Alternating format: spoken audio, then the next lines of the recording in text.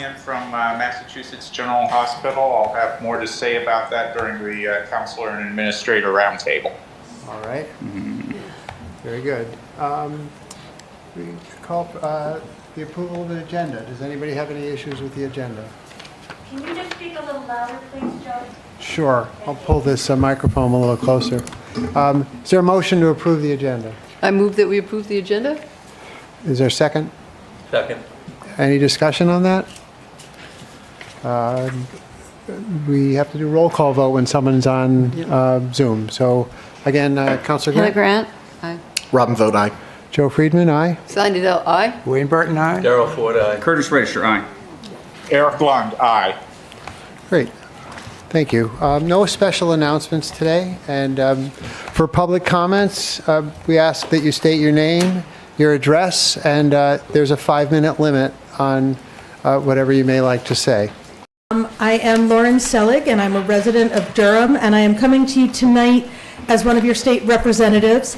There are two significant events I want to make sure that both the council and the general public is aware of. The first is tomorrow, Tuesday, May 6th. Thanks.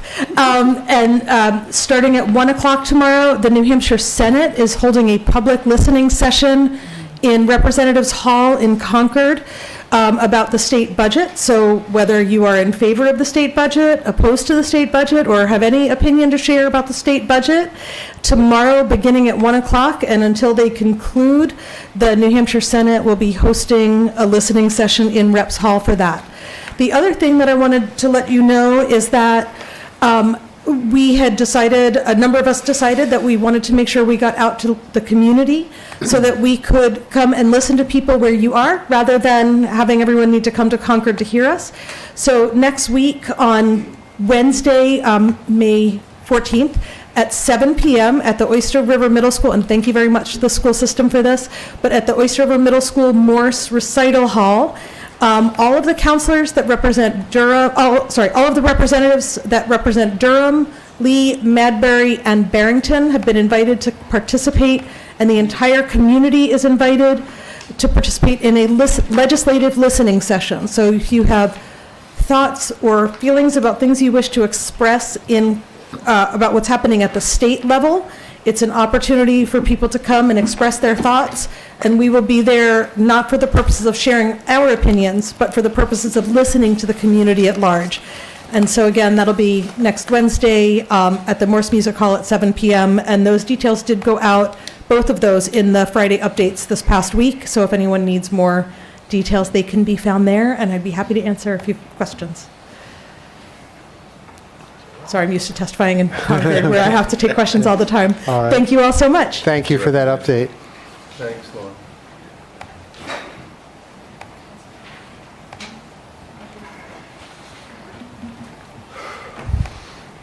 Good evening. Robin Mower, 6 Britton Lane. In the 1960s, my mother took an evening class with UNH English professor Gwyn Daggett. She held him in high esteem, not just for his literary insights, but also for his integrity and courage in speaking out during the 1950s McCarthy era and later as New Hampshire's conservative governors and the state's leading newspaper publisher went after professors they considered socialists or communists. Professor Daggett's headstone is engraved with the words, "Brave Defender Academic Freedom." Gwyn Daggett's gravesite is near those for my parents, so while I never met him, he too was on my mind when I stopped by the Durham Cemetery, as are several other Durham residents no longer with us, teachers by profession and or by example, who lived those timeless values. Unfortunately, I fear that those values have gathered dust both in this country and at UNH. So I speak to you tonight with dismay, anger, and profound sorrow about the actions and representations of UNH relative to the campus protests on May 1st a year ago, now that new information has come to light. Josh Meyerowitz has spoken to you about this matter often over the last 12 months, showing you videos and photographs and persistently and cogently arguing that something is seriously wrong in UNH's telling of the story. Thanks to a Concord Monitor reporter, Today we have a more focused and, I would say, a more accurate picture of what happened, although questions remain. For example, what happened to earlier body cam footage? That accuracy does not cast UNH's position in a favorable light. What is the role of the town council in all this? Last year you adopted a resolution, quote, affirming the community's commitment to freedom of speech and conflict de-escalation and inviting the University of New Hampshire to continue to work with the town of Durham to uphold these principles in approaching protests so that there can be consistency on and off campus in Durham. The resolution's whereases note that the town of Durham has a responsibility to ensure the preservation of rights of every resident, visitor, and employee within the town of Durham. The whereases of that October 12, 2024 resolution also noted that UNH was ranked third in the country for protecting speech. However, the 2025 College Free Speech rankings from the same source show that UNH has dropped precipitously to 59th place out of 251 colleges ranked. That's some tumble. In addition, UNH now ranks 179th for student perception of their college's support of free speech. I believe the UNH administration should be concerned, and in case it is unaware of that precipitous decline, perhaps the town council might want to bring it to the attention of the UNH administration, along with a reminder that the objective of the resolution remains among Durham's highest priorities. My colonial-era ancestors gave their lives to defending the ideals of the American Revolution. My father enlisted in World War II along with his 3 elder brothers, and my parents lived through the McCarthy-era Red Scare. The family histories of many other residents may tell of similar experiences. Who among us would have thought that our country would today be living through another attempt to squelch our First Amendment rights? Yes, the town has no aegis over the university, and only minimal influence insofar as we taxpayers fund the state school, insofar as we host it, and insofar as our communities are entwined in many ways. Yes, Durham is a bit player on the world stage, but we are all vulnerable, each and every one of us, and each and every institution that was founded on the values defended at the cost of life and liberty throughout this country's history. What we are witnessing should be troubling enough to prompt all of us to take whatever steps we can to push back, to uphold those hard-won rights. If the values we uphold through our actions contribute even a drop to a wave that would erase encroachments on our civil liberties, we must take action. So in closing, I again ask that the council consider sending UNH a reminder of the town's commitment to our inalienable First Amendment rights. Thank you.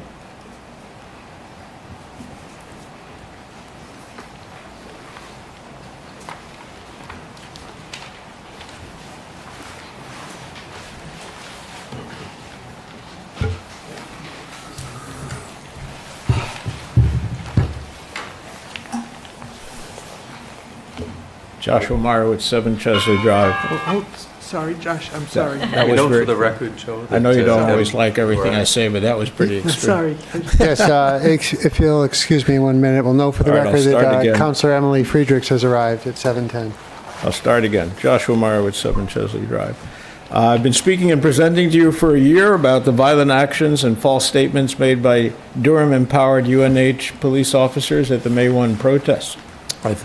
And now we have a stunning confirmation of what I've presented with previously unseen by the public body cam footage and the Concord Monitor investigation.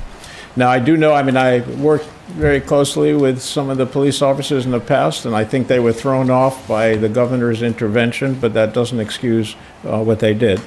I hope everyone at the council and all those here and watching have read and watched that explosive investigation, and both in the article and the 8-minute video posted on YouTube by Jeremy Margolis. You can search on police said 2 UNH students protesters assaulted officers. New body camera footage suggests otherwise. The Concord Monitor has a paywall, but it's reprinted in New Hampshire Public Radio for anyone to see, and also in the campus paper. The council, or at least Todd Selleck, collaborated with UNH President Chilton to avoid the transparent investigation initially called for by the UNH Faculty Senate and also proposed by President Chilton's hand-picked working group. President Chilton also acted to sidestep the working group's strong recommendation for accountability in addressing the harm to those who were assaulted that day and also those falsely accused. The council or the Durham Police Department or UNH faculty or staff or anyone could have reviewed the same body cam footage. You had the ability to access that. I had not seen it. And other materials that the Concord Monitor looked at and come to the same conclusion. Most of the wrongs being committed in the United States right now are beyond the Durham Council's reach, including President Trump's saying that the U.S. Constitution, the protections of due process maybe are outdated because he has so many people he wants to go after for saying or acting against his preferences. But now with the new investigation, certainly by the Concord Monitor, I think it's time for Durham and UNH to publicly address the harm and apologize specifically to the falsely accused Aiden Turner and Sebastian Rowan. As I've mentioned many times, their lives will be shadowed forever with these false accusations unless their reputations are cleared. Now, Chief Dean is now promoted to Director of Citizen Service for the Governor. Frank Weeks has been promoted to being a magistrate, assessing the crimes of other people. Yet, they seem to be guilty of crimes themselves. Last time I gave you a one-sheet handout with Aiden Turner's full February 19th council comment in favor of Gaza ceasefire, very mild statement juxtaposed with excerpts from months later statement by people who resigned from the government and discussed over the very issues that Aiden had raised. Today's New York Times cover front page talks about a surge in preventable deaths from starving people, the things that Aiden had raised in February 2019. In February 19th, 2024. Israel has destroyed bulldozers that the Gazans were trying to use to dig out the wounded from the rubble. Even many Israeli military experts who had talked about how the Israeli army picks out the targets to protect civilians now notes that those picking out strategies are used to target those very life-saving facilities, desalination plants, hospitals, and so forth. We have peacemakers being attacked. Palestinian Mosen Matnawi shot in the leg, best friend killed at 15 in the West Bank, working with Israelis and other Jews for peace. He's been threatened with deportation. Meanwhile, ultra-right-wing fascistic ministers in the Israeli government are being feted and supported in their claim that they can attack people in food lines in Gaza. Ben-Gvir was considered so racist as a youth, he was barred from the military. So you have this weird, everything turned on its head. Note that UNH did not dispute the facts in the Margolis article. They just blamed it on the lawyers not defending their clients. So I brought you today an annotated copy of the affidavit that was presented to the courts by Paul Dean and Frank Weeks on what's false about it. And I hope that you will help to clear the names of these innocent people who are being maligned. And it is something among many bad things happening that you can do something about. Thank you very much.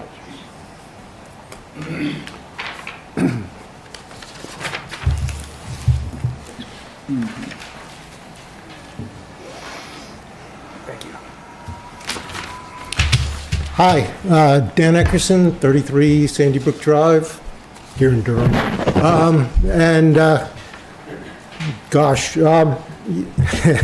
The town council, yeah, let me just back up a little bit, because I do stutter, and so I apologize in advance. Anyway, I finally read the town email about an hour ago, and I apologize. Todd, you do a great job putting out the email. But I only read it about an hour ago, and I noticed that the rink was on the agenda. And I just wanted to take the opportunity to talk in front of you guys about the value that the rink has brought to Durham. As you guys are well aware, it's a community-sponsored operation. It is one that has brought myself and my family a great deal of joy. And and one of the things that I always thought about with the rink is just how many opportunities that's brought in terms of what Bill has done with the fun skate opportunities, with family parties, with Learn to Skate, and with hockey opportunities for old people like myself. So I really just wanted to reinforce as a member of the town the value that has. And if you look at the town, and if you look at our legacy, and if you look at what the opportunities that we have, supporting the rink and supporting a recreational facility is something that will last. Obviously, the rink has lasted for 50 years. Making enhancements, making improvements will last for at least another 50 years. And in that time, other families will be able to take advantage of it. So, in listening, there's a whole bunch of things the town has to worry about, and I give the people that have spoke before me a whole lot of credit. But I'm not an angry person. I'm actually a very happy person, and I just want to reinforce the value that the opportunities and the recreational components that are within Durham has given to my family and myself, and I just wanted to support it. Thank you. Thank you. Thank you.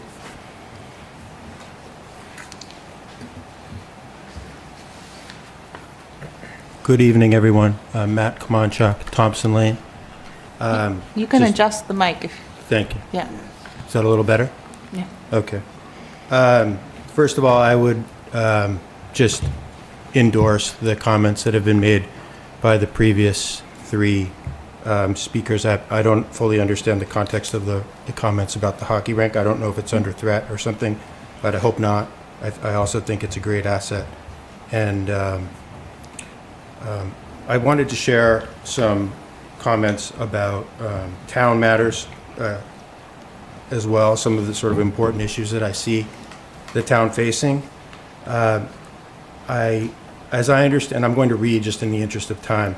As I understand it, Durham recently made preemptive changes to its residential zoning in order to accommodate the state legislature in Concord.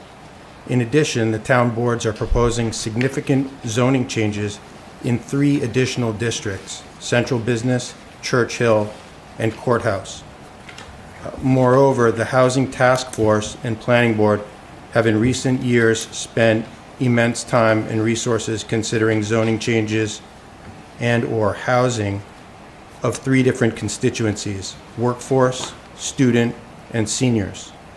Adding to an already complex picture is the fact that Durham's anchor tenant, UNH, has announced a massive 60-acre project in Durham, and that it also faces significant budget cuts that are expected to be in the tens of millions of dollars. With Durham seemingly at an important crossroads, it might be a good idea to ask the town officials, either Todd or Michael, presumably, to make a public presentation and discuss these initiatives and the dynamics with Durham residents. Even those of us who try to follow town matters quite closely are left wondering whether there is a method or whether there is coordination between these various initiatives, which often appear to be treated as one-offs in a sort of siloed fashion. Without a vision or a big picture being articulated, we're left to wonder whether there is actually advanced planning taking place. A presentation touching on some or all of the following topics would benefit the town and townspeople. This is not an exhaustive list, just some suggestions. Recent legislation out of Concord with implications for Durham. recent preemptive changes to Durham zoning, the rationale for proposed zoning changes in the residential, central business, Churchill, and courthouse districts, how Durham's initiatives in the areas of workforce, student, and senior housing interrelate, the town's economic development efforts and strategy, the implications of severe budget cuts at UNH for Durham, the status of the 60-acre project, and how it relates to town initiatives in zoning, the plan or vision for Durham for the next 10 years. I would add that I think a lot of these initiatives that I've mentioned, which have roots in the town council or the planning board or the housing task force, are not initiated by residents. And so with those largely uninitiated by residents and coming from these town bodies, I feel it's more important, even more important for the leadership of the town to discuss in big picture terms what's happening, where we are today, and where we intend to go. Thank you.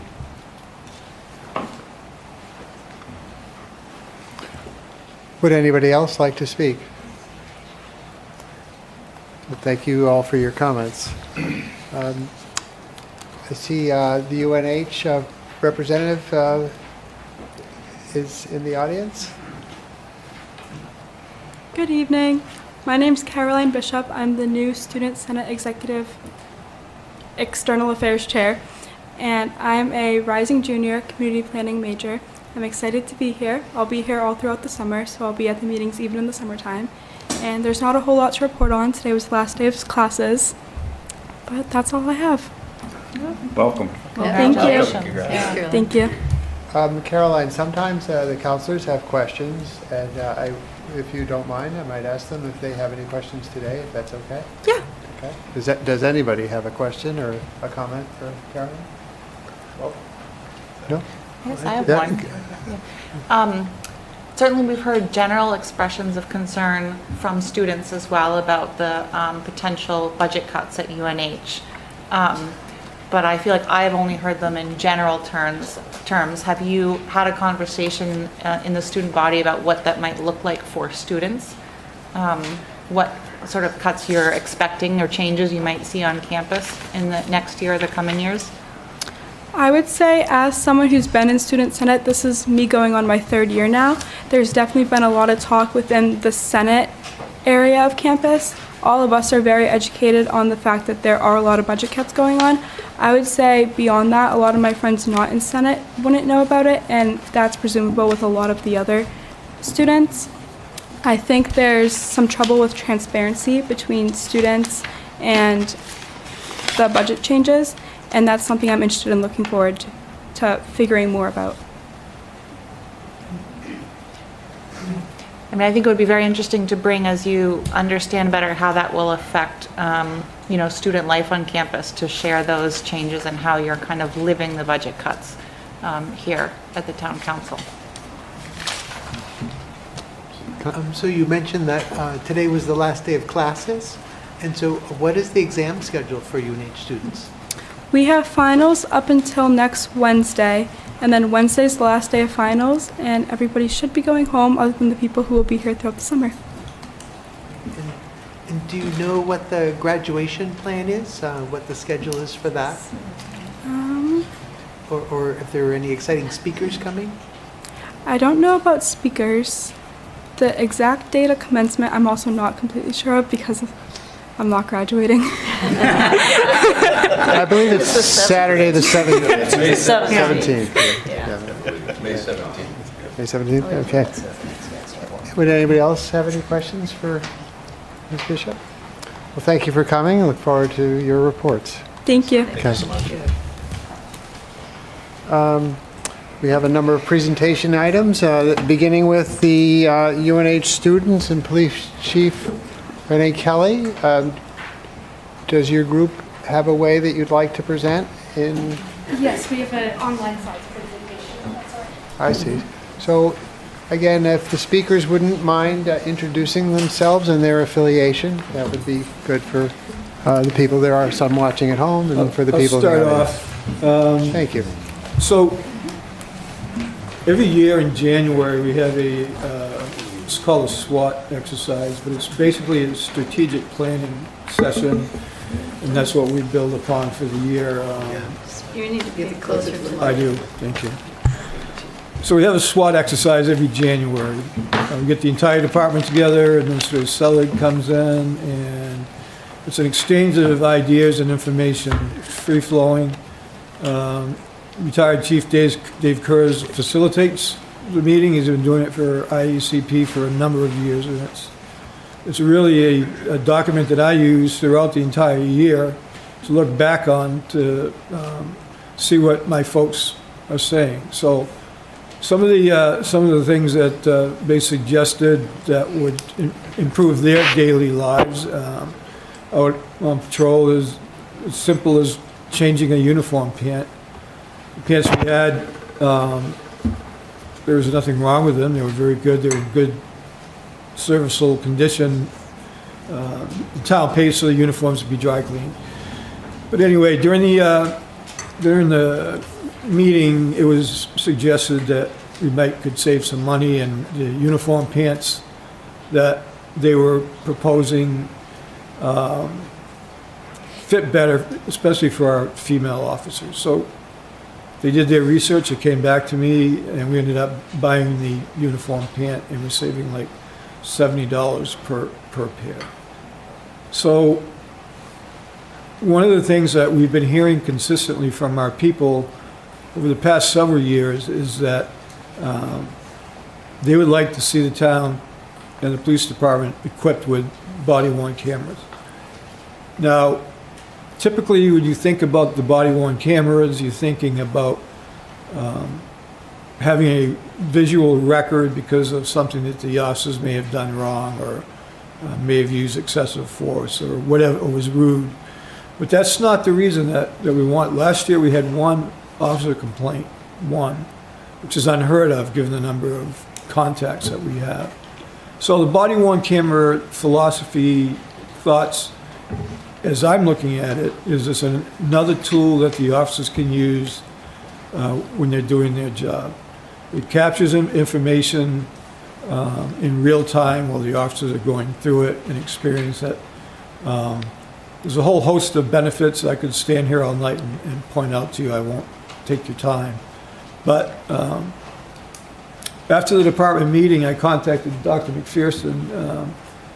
We have worked with his group now for a number of years, and he's done a number of projects for us at a considerable cost savings to us, because if his group wasn't doing it, I'd have to task one of my folks to do it. And frankly, we don't have the time to do what they do. So we asked him if he would be interested in having his class take a look at the body-worn camera, the benefits, how much may it cost, what vendor should we be looking at. So they came in last week. They gave a preliminary rundown presentation to everybody in the department. They did a phenomenal job. So I'll now turn it over to Dr. McPherson. Thanks, Chief. I'm Andrew McPherson, 39 Sandy Brook. I'm also a professor at the University of New Hampshire. And so it's my great pleasure to see democracy in action tonight and be here with the council. This is, I think, our third or fourth project that we worked on over the recent times. I mostly teach at the master's level, dealing with national security. We train analysts who want to go in and work inside the government or in the private sector, but most of our students want to go to the government. And so I've had the chance, though, to teach this class. So it's in the Homeland Security program. Homeland Security is full stack, meaning they get some emergency management, they get some law enforcement, they get some cyber, they get a little bit of national security, and students are interested in serving in some capacity with our country. I think we have two tonight, right? Peter and Chandler, you guys are going on the job as police officers? Is that right? Where are you going, Peter? Nashua and Rochester. So we have two going in. I think we have two students who came from this class are on the department right now. Is that right, Chief? It is. Yeah, we have two officers, and Chloe just won the Leadership Award at the Academy. So we're very proud of this relationship. And it's not just law enforcement issues. The first issue we worked on a few years back was resilience to do with the power lines. We went and had the students survey with Public Works, like were there extra, branches over the lines that could have caused outages during ice storms. So it's really experiential learning, right? We're trying to give the students models and understanding so they can provide analytical products for whoever the decision makers are, you guys in this case. We looked at electric cars. I'm not sure if any of you folks were here for that. We used some quantitative models there. The model used here is more like a cost-benefit analysis, but not so much on the cost side. I think you guys are going to provide some preliminary information. But this is a pretty complex issue. It's not just as easy as like buying something and does it work. There are many issues involved, from legal, privacy, costs, all the way through. And so this effort spanned 2 semesters worth of work. The class is a capstone where the students apply all of their capabilities that they've learned in an experience, right, where they're serving like analysts with my supervision. And so Abby Walsh last semester led, or was a participant in the project, but really rose to the top. And so we asked her to stay on. So she served as a research assistant this time and essentially led this team. And so with that, unless there are any questions for me, I'll turn it over to Abby. You're going to lead and have your analysts go through this presentation. How long, Abby? About 20 minutes, something like that? Okay. Thank you. Any questions for me? Thanks very much, everybody. Good evening. As Professor McPherson said, my name is Abby Walsh. I am a senior Homeland Security and Justice Studies major at the University of New Hampshire, graduating in May. For the past academic year, I have been involved with a project supported by the Durham Police Department that analyzes the use of body cameras by local law enforcement. This project began in September of 2024, where I, along with 6 other team members, presented a semester's worth of research to Durham Police Department and its leadership and Administrator Selig. To summarize our project, we found that body cameras enhance oversight, accountability, and training, improve officer safety, and provide police departments with more accurate records. They foster community trust, reduce complaints, and reduce use of force incidents.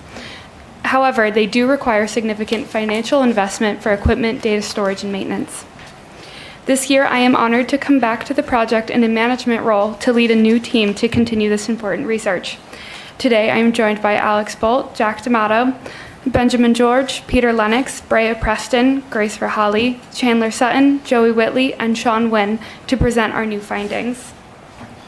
Throughout this presentation, we will highlight that body-worn cameras reduce complaints, lower use of force, and build community trust. That broad adoption, including in New Hampshire, show that body-worn cameras are becoming a modern policing standards, and that body-worn cameras boost officer safety, accountability, and evidence collection, benefiting both officers and the public. First, I want to briefly talk about some of the most prominent laws that govern the use of body cameras in New Hampshire. While we are not trained lawyers and we recommend that the department and the town does its own research, we know from other departments that have recently implemented body cameras that policy writing is a crucial step of the process. So it's important to understand some of the considerations that should go into these policies. Departmental policies for the use of body-worn cameras can be written from sampling from other departments, as well as using language from these state laws.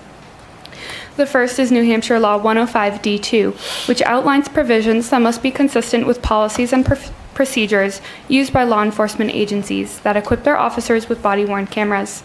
This includes when to wear body cams, when to start and stop recording, what is and is not allowed to be recorded, how to inform individuals that they are being recorded, locations with a reasonable expectation of privacy, and documentation standards.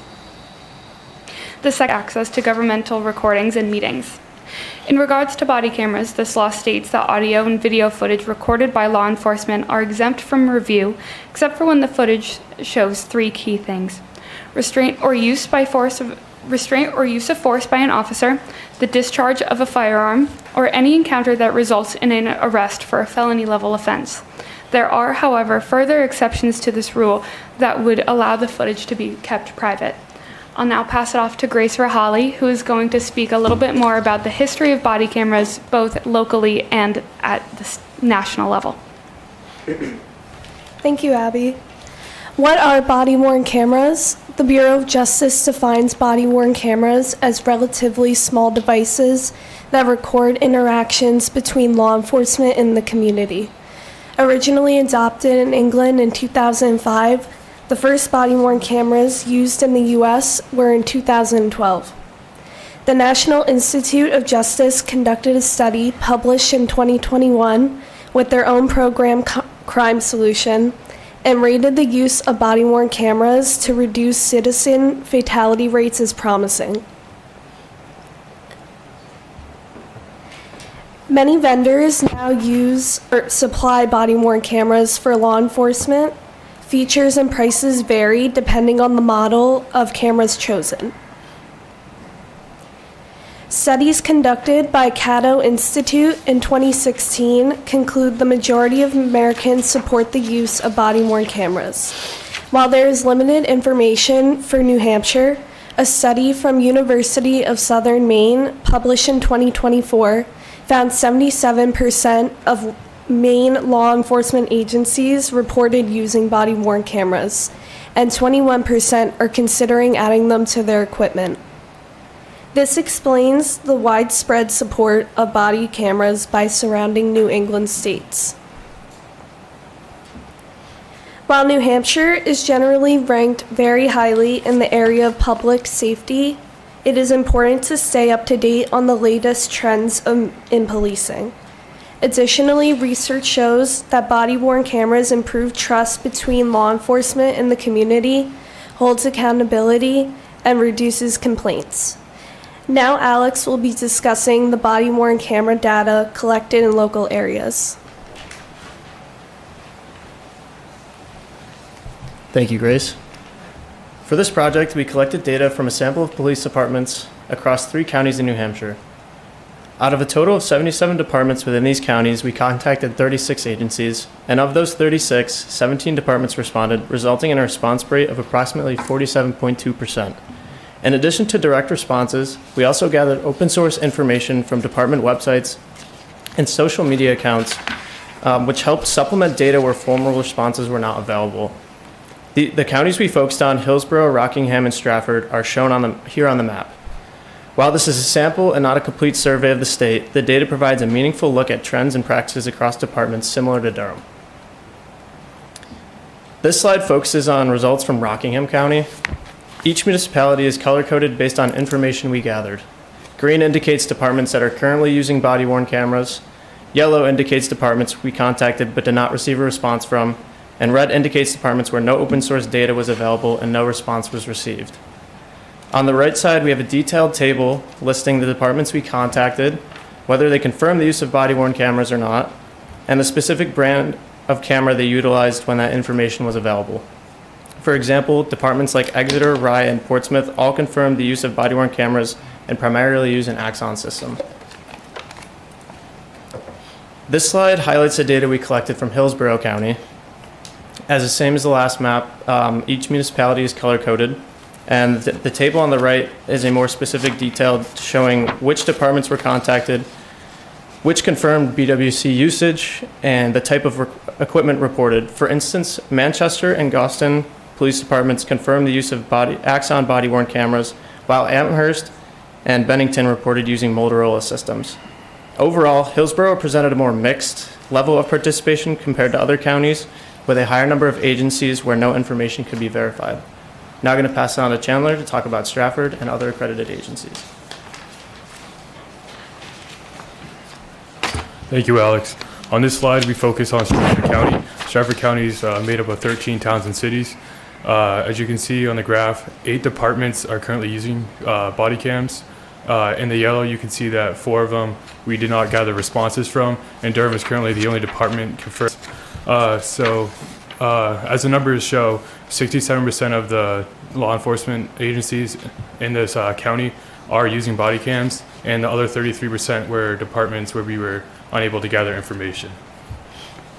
Just to clarify, it appears that maybe there's the slight error in that the red does not represent no data, the red represents does not use body cams. Yes. Yeah. Okay.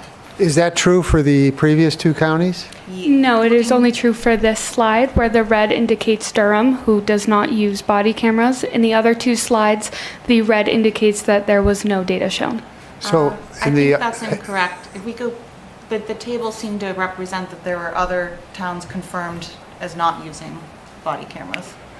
so we're told by the presenters that this slide is that way, but the first two slides were not that way. That was not what I viewed. Maybe we could go back and check, but that might be worth clarifying. As far as my knowledge, the other two slides are the same. I do see your point, Counselor. Thank you very much. In the table, that it would reflect that it was the opposite, and I do apologize for that discrepancy, and I can double check later on with our team to make sure that everything is correct. Thank you. So again, just to clarify, there would be a fourth category of contacted but do not use. Do not use. Correct. Okay, thank you.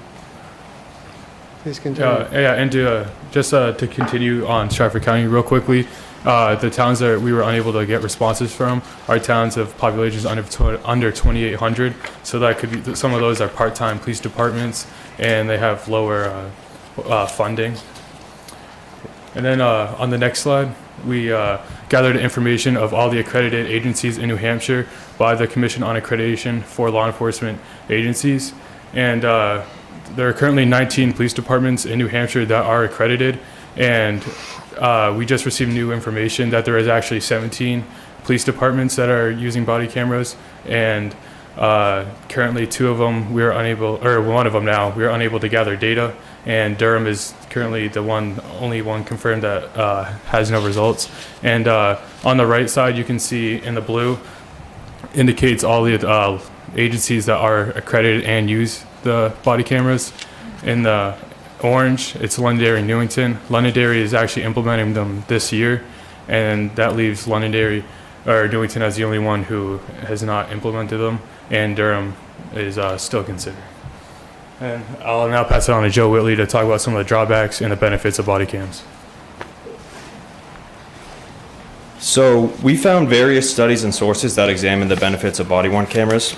According to the Journal of Criminal Justice and Law, in 2017, CNA researchers conducted a study with 400 Las Vegas Metropolitan Police officers and found that officers with BWCs generated fewer use of force reports and complaints from citizens than without BWCs.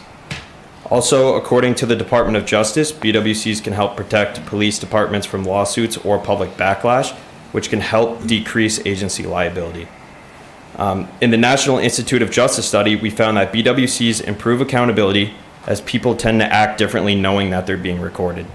Also, BWC footage helps provide evidence for prosecution against criminals, as footage provides a detailed record of events. BWCs are also a crucial part of police officer training, as new officers can be observed during their probationary period, where supervisors can give feedback, correct bad habits, or highlight good practices. Additionally, BWCs can be a useful tool for training new officers by showing them real-world examples of how to handle different situations.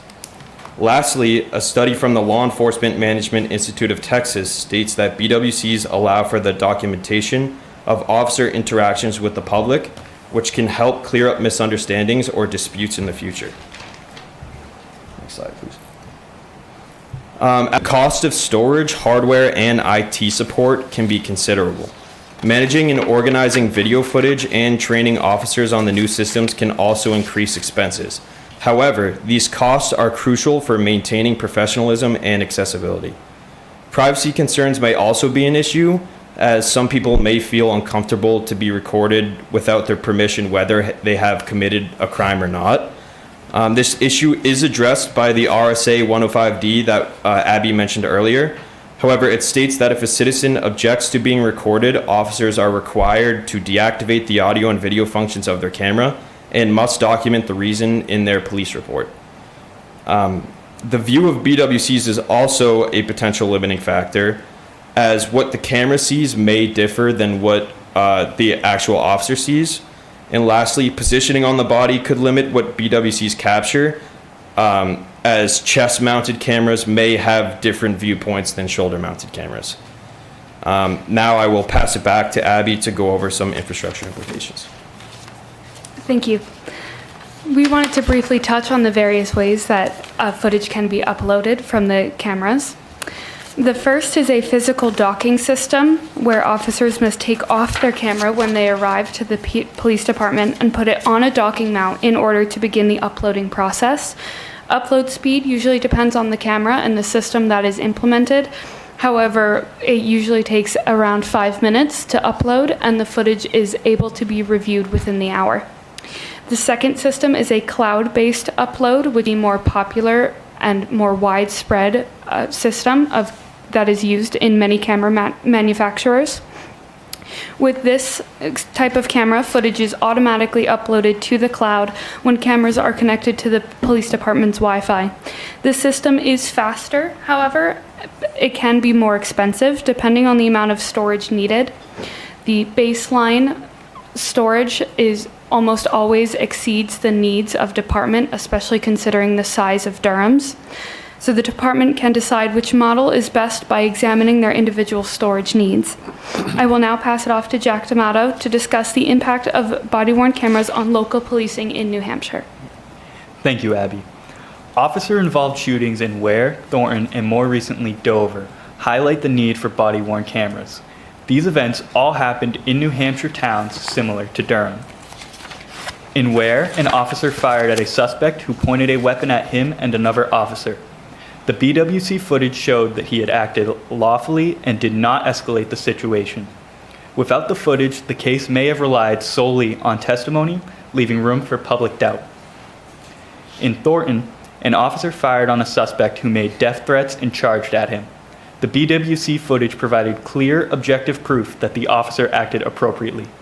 In both cases, BWC footage played a crucial role in maintaining public trust and protecting the officers. And just a couple weeks ago, a woman was shot in Dover, New Hampshire after a high-speed pursuit. While the details are still emerging, this incident shows that routine traffic stops or other seemingly normal encounters can escalate into life-threatening situations.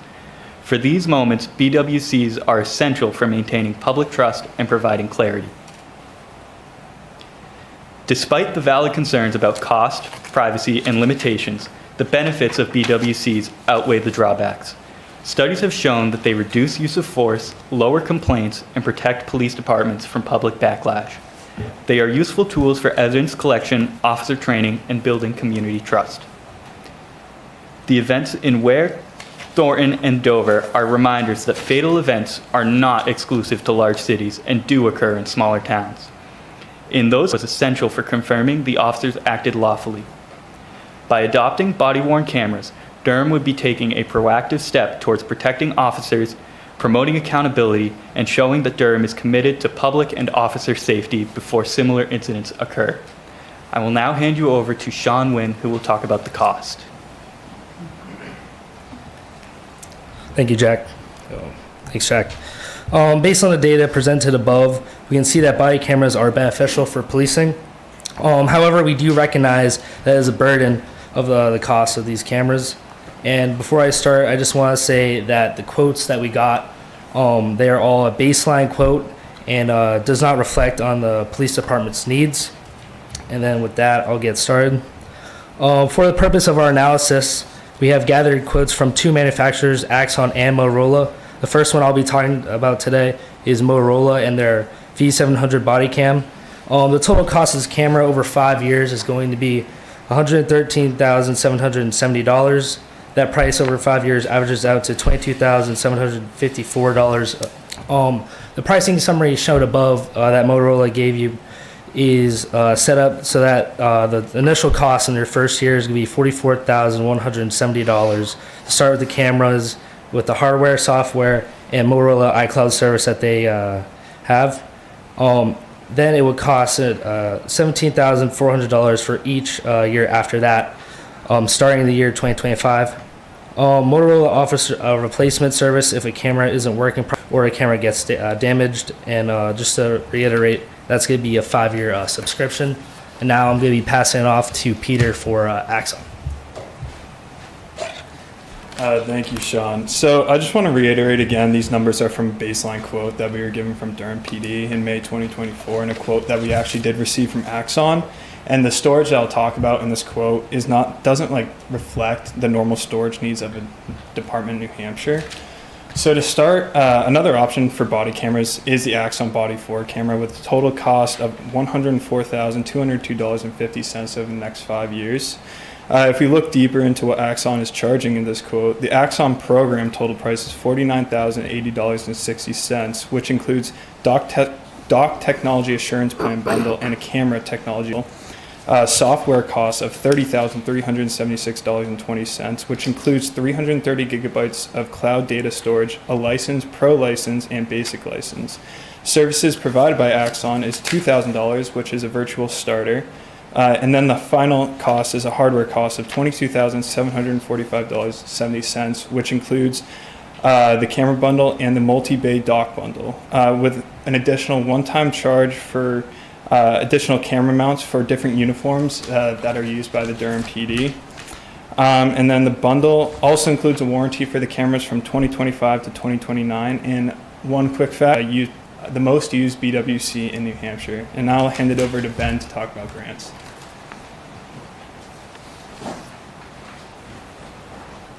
Thank you, Peter. One of the biggest challenges facing departments today is the cost into equipment and technology. That is why I want to highlight 2 key grants that can significantly reduce financial strain for the Durham Police Department. First is the state level grant through the New Hampshire Department of Safety called the Body Worn and Dashboard Camera Grant. This grant offers up to $50,000 in funding with the sole purpose of supporting the purchase and implementation of body worn camera systems. I do believe the date is wrong. It's June 30th. It did close on April 9th, but the Durham Police Department is eligible, and there's a matching fund requirement that if they give $50,000, you have to match the $50,000. Second is the Burn Discretionary Community Project Grant. I just found out that the Durham Police Department is not eligible for this, but I do have a backup grant here called the Bureau of Justice Assistant Grant Program, and the purpose is to support law enforcement agencies in piloting, establishing, or enhancing body-worn camera programs. Funding covers the purchase or lease of cameras with an emphasis or adherence to strong policy frameworks. The total funding is $35 million, and the maximum award for per applicant is $400,000. Now I'd like to pass this back over to Abby for a closing statement. Thank you very much. We appreciate your time and consideration as you've listened to our semester's worth of research that we have done, and we hope we were able to highlight some of the reasons why we recommend for the town of Durham to adopt the use of body-worn cameras for its police department. We are happy to take any questions at this time, and thank you again for your patience and consideration. Council Register? Sure. Hey, first off, great job with the presentation. It's hard to keep a flow when you've got popcorn briefers, but I understand. What was your name? Abby. And yours? Jack. Abby and Jack, you're the people I'm going to address mostly because there's a lot of them. But you got one in Nashville and one going to Rochester, is that right? Yeah. All right. I don't ever go to Rochester, so you're never going to pull me over. But if you pull me over in Nashville, make sure you give me a little ribbon, all right? This is a fantastic presentation. I particularly like the specificity to the locale of Stratford County versus adjacent counties, in addition to the, I understand the grant process didn't work out, but that's a great add to the project. This may be above your heads, and so Chief Kelly, this might be more towards you. But I definitely am supportive of the body cameras. I think one important piece here is how can we bolster the public confidence or give them some assurances that body cameras will be used impartially and the footage will be released in a public and timely manner, and it's not used and it's going to be used in the benefit of public trust and safety. I think a big problem with cameras is they don't ever get released when there's something controversial that happens, and that erodes a little bit of the public trust, I think. Yeah, we're going to be following best practice when we do make our policy from CALEA. So transparency obviously is first and foremost on everybody's mind, but we need to protect those people who are out there who may have inadvertently getting picked up on the body camera while the officers are at a call.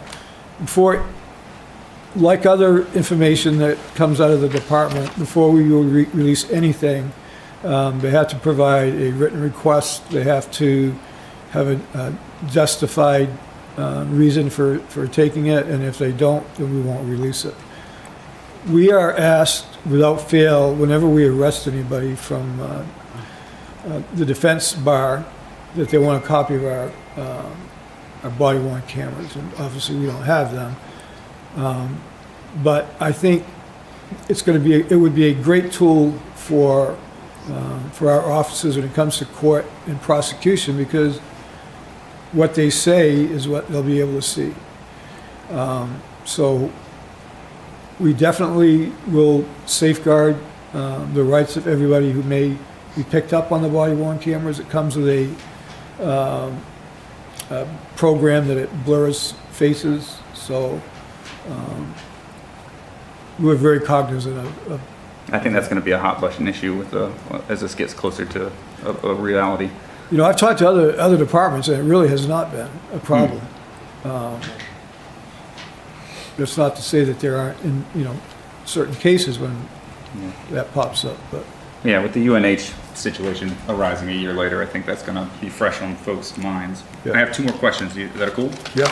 All right. Will there be any retinal or facial recognition data on these cameras, and will they be collected or utilized in any way? No. Cool. And my last question, will there be any known published penalties that the public can expect if an officer intentionally does not activate or preemptively deactivates a camera and that's found out? Can you repeat that? I'm sorry.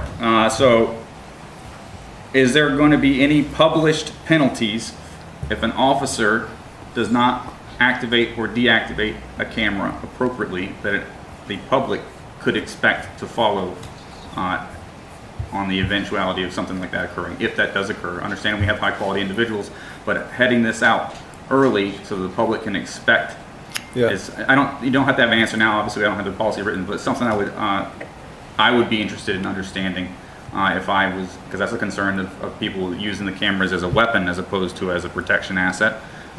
And that's something that would be on my mind. I would commit to you here and now that if an officer misuses that, they're going to be going through the disciplinary process, and they may not have a job here.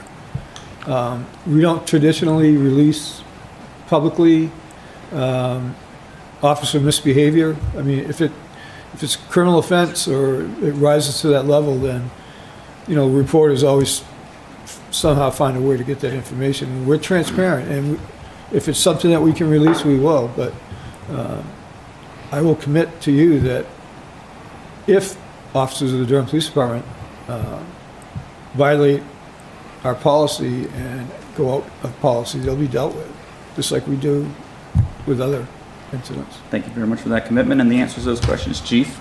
And thank you guys for the project. I hope the professor gives you an A. Well, maybe an A- for the graph thing. All right.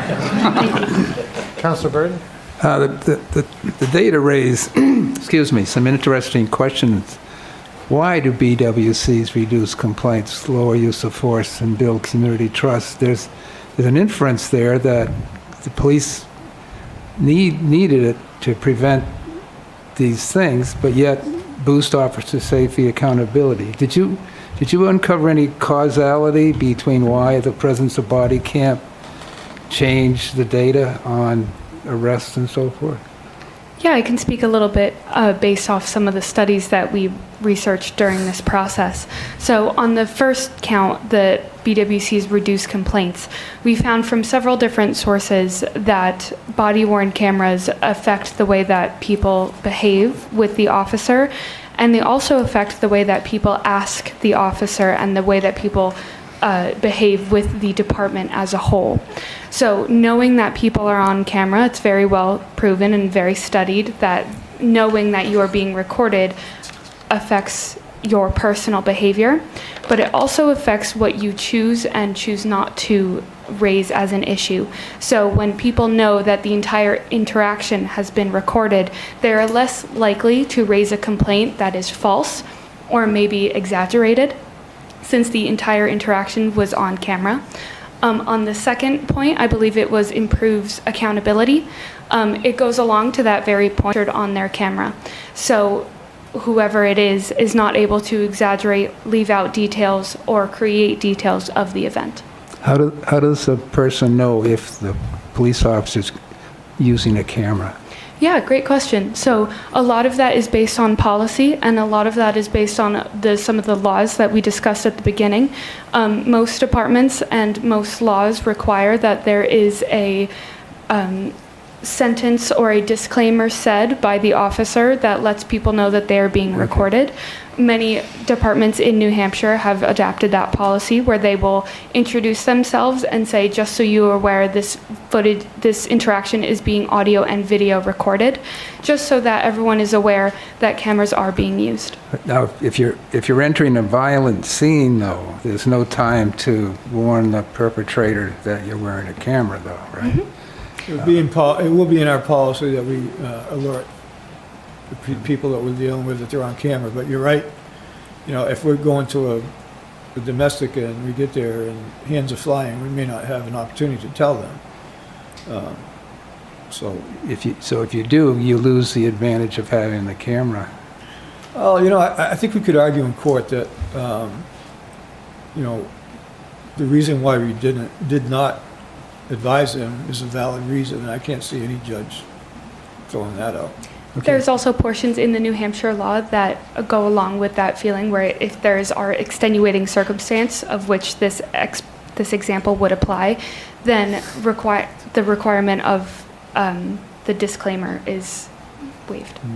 I agree with the cameras. I was just curious. Yeah, of course. Thank you for your question. You've been in the room, Wayne, when we've had our briefings for the, you know, Red Sox and Patriots, and I always give the warning to everybody in the room.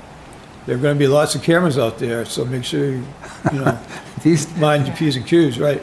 These days, there sure are. Point of order, I just wanted to recognize that Councillor Lund has joined us. Yeah. He's been here all along. Oh, okay. Sorry. He got here before you. He got here before you.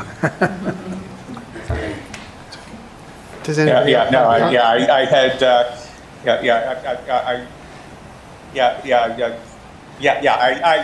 had people coming in and out of my room, which is why I had to have the camera off.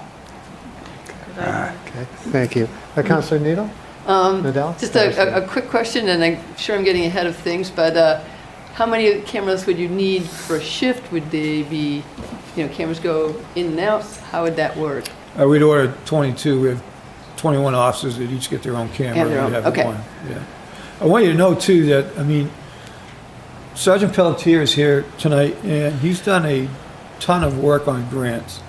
We're pretty confident there's going to be grant money available to us if and when the council does, you know, authorize the purchase of these cameras. And not, you know, this still has to get by Todd's review of our budget, and before it comes to you, and if we're fortunate enough and it does come to you, we are pretty confident there'll be a lot of grant money available that will totally offset the cost. Axion is the least expensive of the two. That's the product that we would go with. And not just because it's cheaper, but it syncs up with our tasers. So when they pull the taser out, it's automatically being recorded. The camera kicks on, and it's being recorded. Interesting. Great, thank you. Councilor Friedrichs? I wanted to ask, on average, how long are the recordings stored for? And that's something we might think about in our climate assessment as well, because we, you know, do know that the data storage is a pretty big use cumulatively. But what is the sort of best practices for how long recordings are stored? I'd have to study that a little bit further. But Yeah, I can speak a little bit on that based on research from other departments. So we know that during the footage review process, many systems, Axon included, have categories where you can flag the footage to last in different time increments. So some of these categories can last indefinitely. I believe the average in New Hampshire, and that's set by the system, is 30 days, but that can change based on the category that it's set. The RSA stipulates 30 days to 180 days, and then up to 3 years. There may be an indefinite category as well. yeah, we obviously would be holding on to if there's we're going to use it for court purposes, and it could be 6 months down the road before we get a trial date, so. So I expect that this will come up during budget season, and perhaps when it does and it's represented, might have an update on the towns that actually are using it and towns that are not using it. Absolutely. In our region. Yes. Thank you. And I also had a question. Are they fairly new? How many years have these body-worn cameras been around, and what's been the experience in the courts in upholding what you seem to be looking, or people seem to be looking at? They've been around for a while. Off the top of my head, I think it better than 5 to 7 years. I've been out of the court system since I was promoted to chief, so, but I have been in the court when they brought the video in and they play it. They have a large television, and they play it, and the judge looks at it, and I think that helps, frankly. Thank you. Councilor Friedrich? So one more question, and I maybe rather unique among the counselors, I don't know, in being able to say that I have interacted with a body-worn camera and used it in a court proceeding. I was arrested for civil disobedience, and I was actually quite grateful that the police officer came and announced that they were wearing a body-worn camera. I had my cell phone recording because I had some concerns about that. This was due to kind of recent issues. And then I did receive a notice from the police department that I could access that footage for my trial and my representation. And so it was a reassuring experience for me on the other side of that. I do think this is something that, so I've done policy work in the past, and a common question that I have received is, okay, what are the naysayers saying? And so what are the case studies of where there was a problem with using a body camera, where there was a negative experience, whether from the officer's perspective or from the public's perspective, kind of the misuse or abuse. And I think having, that would be a really important part of the conversation, is to be able to look at those case studies of, what are the con side of things. I think we've heard some great arguments for the pro, but it's useful in the policy process, I think, to address those. And a great example might be kind of analysis of what happened at UNH on May 1st, in that those video recordings were not made public until recently, and there was certainly controversy around that. And there may have been some questions, among the public or still existing about, okay, why was UNH unable to produce video footage to support their accusations? And then, what was kind of falling through procedurally in that I think ultimately, to Councilor Register's point, has kind of created a situation now where the public, thinks, okay, there was video footage and it's showing that, the opposite happened is what the officers were stating, and it's probably that footage is now decreasing public trust. So that might be an interesting case study to hear more on. And excuse me, before you actually answer that, we have a very full agenda, and we have a lot of material to cover, so I'm not sure what the councilor's mood is to have this continue. I did promise them 30 minutes. Just past some of their bedtime, I think. We'll obviously continue if that's the will of the council. Is there a feeling from just a quick note? I was in a position in the war where if you shot too soon, you got court-martialed. If you shot too late, you got killed. And I have to remind everybody the character of police officers. You don't have 3 seconds. You have a half a second to decide whether you have to pull the trigger or not. And it's not easy. And so the well-trained police do the right thing. I think having the camera is probably a good thing. And then there's no question about what actually happened. Thank you. And I appreciate your question, Councilor Friedrichs, and I think it should definitely be taken up during budget season, and to ask the pros and cons of the value of this. Yes, absolutely. I wasn't expecting an answer now, but that would Okay. be useful information in the future. Thank you. Yeah. And we appreciate your presentation today. Thank Very, you. very well thought out. Thank you very much. Enlightening. Thank you. Thank you. See you, Chief.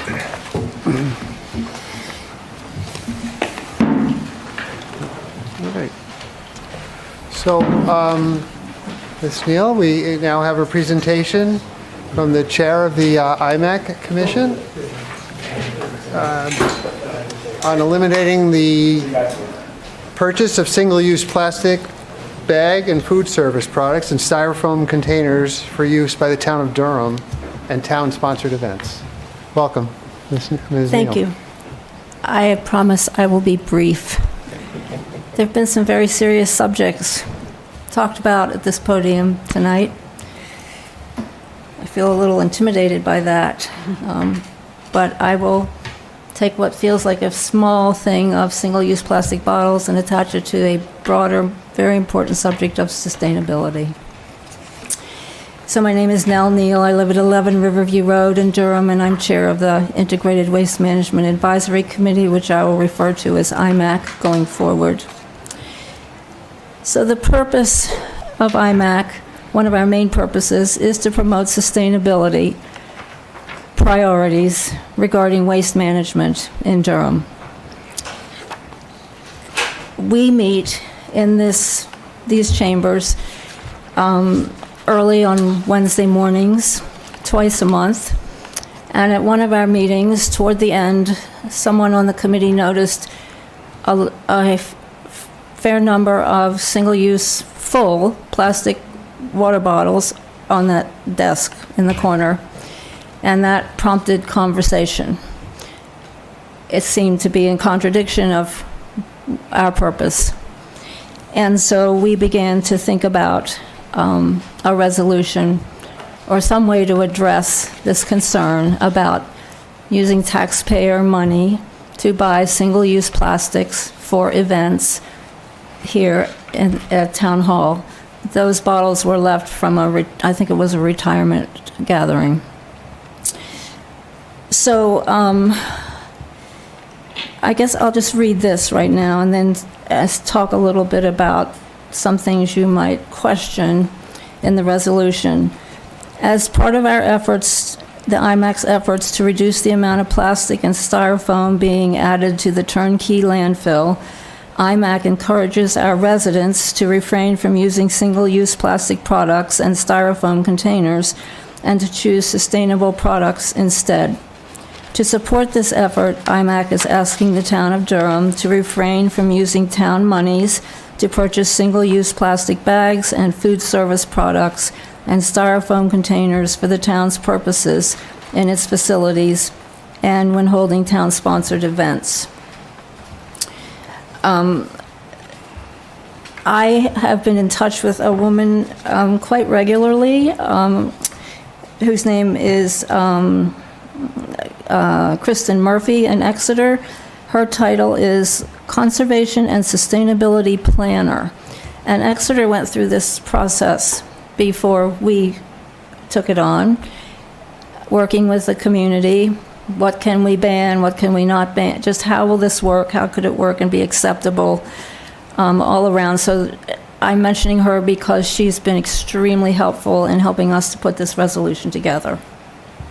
We actually borrowed quite a bit of it from her with their Exeter's permission.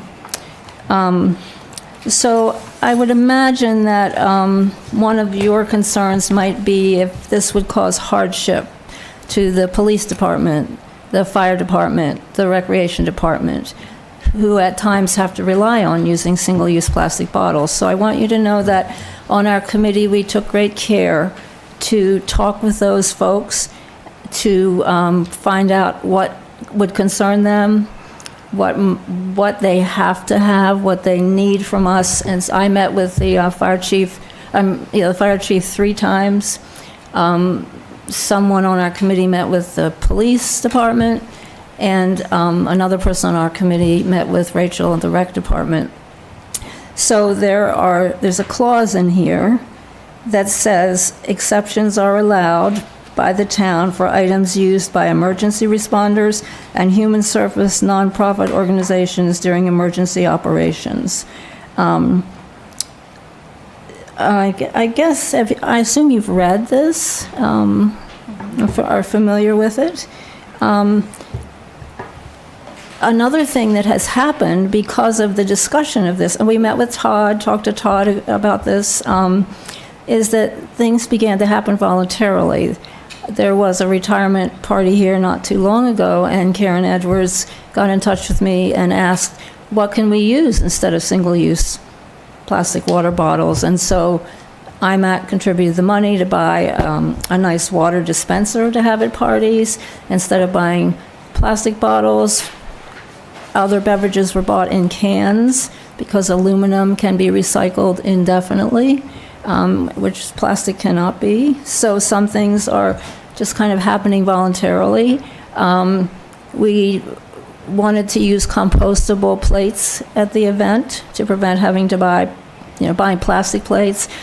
And so that led to a discussion about composting here at Town Hall. And now I'm happy to say that Mr. Fox comes here every other week and collects compostables from the staff and events here at Town Hall. So the purpose of this resolution is being met voluntarily in ways even before it's been adopted, which is also what happened in Exeter.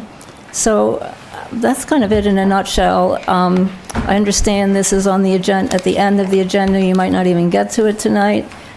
Sally will be able to answer any questions because I'm not going to stay here until the end of the agenda. We intend to get to it But I tonight. can, pardon? I said we intend to get to it tonight, yes.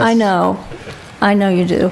So if you have questions now, Sally and I will try to answer them. But if you don't, that's the end of what I have to say, and Sally can take it from there. Does anyone have any questions? Councilor Freeman? I have some. I'll rapid fire them all, and you can to try and be brief. I guess one, in addition to Exeter, are there other towns that have passed single-use plastic-related ordinances of some sort? And then also wondering if still water is available in cans for, I remember that emergency use personnel situation that you mentioned. And I noticed that trash bags are exempt in this resolution, and wondering if there are appropriate alternatives, biodegradable trash bags that could be considered an option as well. There are compostable bags for compost that people take to the transfer station. So they're available. I'm not sure that if they are I don't think they're the size that trash cans liners usually are. I would say you can get large bags. The downside is that they don't hold up well. So unless you're going to use them and immediately compost them, they'll break down, which is why they're compostable. Well, plus if their trash bags are going to the trash, so they're not really composting in the trash anyway. They're going to the landfill. They're going to be buried, and they're not going to decompose anyway, so. At this point, it's not logical. Well, it's a microplastics issue, but Yes. I think the question was answered, yeah. So. There are other towns that are doing similar things, but I can't, and I can't remember. Do you remember, Sally, which? No, because actually, I was not on the committee until recently, so I'm glad that Nell shared the history, because I've missed the history in between, although understand, the intentions. So there are other towns working on this, but I can't name them, I'm sorry. Right, and I'm thinking, I don't know ones that have done it specifically for their town halls or what have you, town staff and departments, but there are ones that are certainly working on single-use plastic, eliminating single-use plastics in their towns, in the grocery stores or whatever. And your question about cans? For water. For water. I don't have this exactly right from my memory, but the fire chief said that either Coke or Pepsi bring them large amounts of these single-use plastic water bottles for them to use and donate them. He said, so when I was talking to him at one point, he said, we have a whole pallet of them downstairs. So it's kind of hard to deal with that. Nobody's donating water to them in cans. And they do need it because they deal with hazardous materials and, yeah. Thank you. We had quite an involved conversation because I may make a few mistakes here, but I think I remember this. like half of their budget is from the town and half is from UNH, and so that, like we talked about, they have a sink downstairs where they sometimes put out big tables for events, but that sink is also used to wash things that have hazardous waste, so they can't use that sink for water for the events in that room. And what would it cost to get another sink? And you'd have to have two budgets that you're working with, and it all just becomes very complicated. So the thing that they are doing, and I imagine you saw these pictures in the Friday updates, is that all the firefighters have reusable water bottles. They're very proud of them. They have stickers all over them, and they're very diligent about doing a good job with that. But when it comes to their mission and their work, it's almost, I think, at this point, impossible to get away from single-use water bottles. Thank you. Any other comments or questions? Thank you very much for your presentation, and we will be bringing it up later in the meeting. Thank you. Next, we have another presentation, and this is from Bill Page, and he is the ice rink manager over at Churchill Rink at Jackson's Landing. Welcome, Bill. Hello, everyone. Welcome, Robin. Haven't met Robin yet. Here's the end of this thing. And everyone else I've met, I think. Sorry, I gotta get this.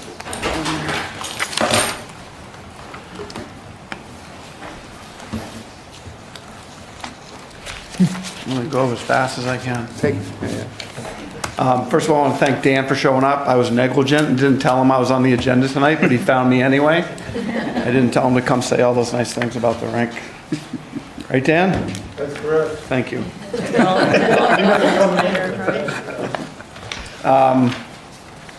Yeah, so I think, I didn't see the packet. I saw the agenda, but not the packet. Did everyone get my single-spaced paper? I'm not going to read you the thing, but just to highlight, and then after I get done recapping this past season, which goes from October to March, the opposite of our fiscal year, if you will. So this is all sort of season information. We had a good year again this year, which is great. Our numbers were down a little bit, and I know exactly why. With regard to public session attendance, it was down a little bit, and I think it was because of the weather, to be quite honest with you. It was very cold all winter, which is good for us because it keeps our electricity bills down, but it also offers a lot of other opportunity for people to skate outdoors on ponds. So I think that impacted our attendance a little bit. I don't see that it's going to cause us any issues with our fiscal year numbers at the end of fiscal year 2025. We sold a little bit less ice than we did in the past, but I know exactly why. We had a Tuesday night men's group that decided not to continue renting the ice, and I couldn't sell it to someone else.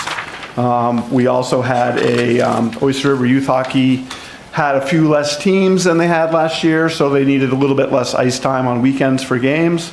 So that knocked us back a little bit too. And then we actually took over the Learn to Skate program from ORYA this season, which ended up being a great thing. We really grew the numbers. We reduced the price to participants from like $220 to $150 per student for the same amount of classes. And that program was run by one of my employees, goes to UNH, and she's on the synchronized skating team. And she was able to source for us a lot of really qualified figure skaters who all had taught Learn to Skate lessons wherever they came from. And that's just normal that figure skaters often make their money at the rinks teaching lessons. So that is the start of what I hope to be a really lasting relationship with the UNH synchronized skating team. And they'll keep providing us with good skaters to teach the kids, and also someone to run the program, which Stephanie did a great job with. We sold more season passes than ever this past season. And what's kind of impressive about the season pass is the number of people that are covered, 402 people. Between all the family passes and individual passes, there are 402 bodies that can come skate at the rink. And when they get there, they don't have to pay us the $6. They just sign in on a sheet of paper saying who they are. Then we can check it against our list to make sure they're not cheating, which does happen on Friday nights mostly, which is Keen Funskate. But we're pretty good at spotting the ones who are not being honest. I love my staff. I can't say enough about my staff. Over the years it's evolved, and like I have this great crew right now. They pretty much all love being at the rink. They're happy. They're great with customers, and it's just awesome to have help like that. The season was really sort of uneventful with regard to malfunctions, which is a good thing. Just a few small things, which I was pretty much able to fix myself. I had to call the refrigeration company once, but it's actually, as I've gotten older, I've come to realize that when things break, I actually like it, because it's satisfying for me to be able to like take something that's broken and make it work again. And that's one of the things I like about my job at the rink. The refrigeration plant, I have kind of a big project this summer. It was so cold all winter that I had drained the water out of the system, because when it's very cold, we don't need the water in the system because it's kind of outdoors. But when I put the water back in, boy, that cooling tower was leaking like a sieve for some reason. So I'll have to replace the pan on the bottom of the cooling tower. And thankfully I found that I can get a new pan for the cooling tower. So that's kind of the big project this summer. I'm excited. I went to the Rink Managers Conference in Portland last week, and I saw the Zamboni rep there, and our new Zamboni is on schedule, if not maybe a little ahead of schedule. So that is exciting that we're going to get a brand new Zamboni. It'll be the first brand new Zamboni that's ever been at that rink. It's always been hand-me-downs at that rink. A bunch of off-season projects, nothing huge, just trying to keep the place running and looking presentable. We're in a position right now, which most of you know, where we're trying to do a renovation, and to throw huge dollars at any project doesn't make sense until we figure out whether or not we're going to be able to do a major renovation where we're going to have to spend a lot of money. So I try not to do things that cost a lot of money. And then I breeze through that, but the bottom section is the only section that pertains to our fiscal year revenue and expense numbers. And I'm happy to say that at the end of fiscal year 2024, we were able to put another, it was a record actually, $116,000 into our fund balance. Heck yeah. And so our fund balance as of December 31st, 2024 was $521,000, although we're going to take out like 116 of that for the Zamboni. But it's all the rink's money. The second page of my presentation is the fund balance. Actually, I've got another $91,000 to take out of it because I paid the deposit before that number was final. So 521 minus 91 will be our fund balance after we pay for the Zamboni. Does anyone have any questions on that aspect of my little presentation? Because I'm going to move on to potential for a renovation next, if no one does. I still got to buy my annual pass. What's that? I still got to buy my annual pass for the family. So didn't you have one last season? I did. Yeah. You can't buy one for next season yet. You'll have to just hang on. Oh, okay. All right. Yeah. So just a little update on the renovation project. I have been working with an architect. As a lot of you know, it's dragged out quite a while. And since the project began, it was decided, Rachel and I decided we should really try to put in a recreation department component to the facility based on the idea that really there's like sort of no indication that there's anywhere else in town to make that happen. So we kind of went back to the drawing board and worked with the architect to fit in a recreation office area, as well as bathrooms, multi-purpose room, which is big enough for 2 pickleball courts out in the back. Oh, wow. We are absolutely retaining the playground. We may have to modify it or put a new one in, but it's aging out anyway. So there's that.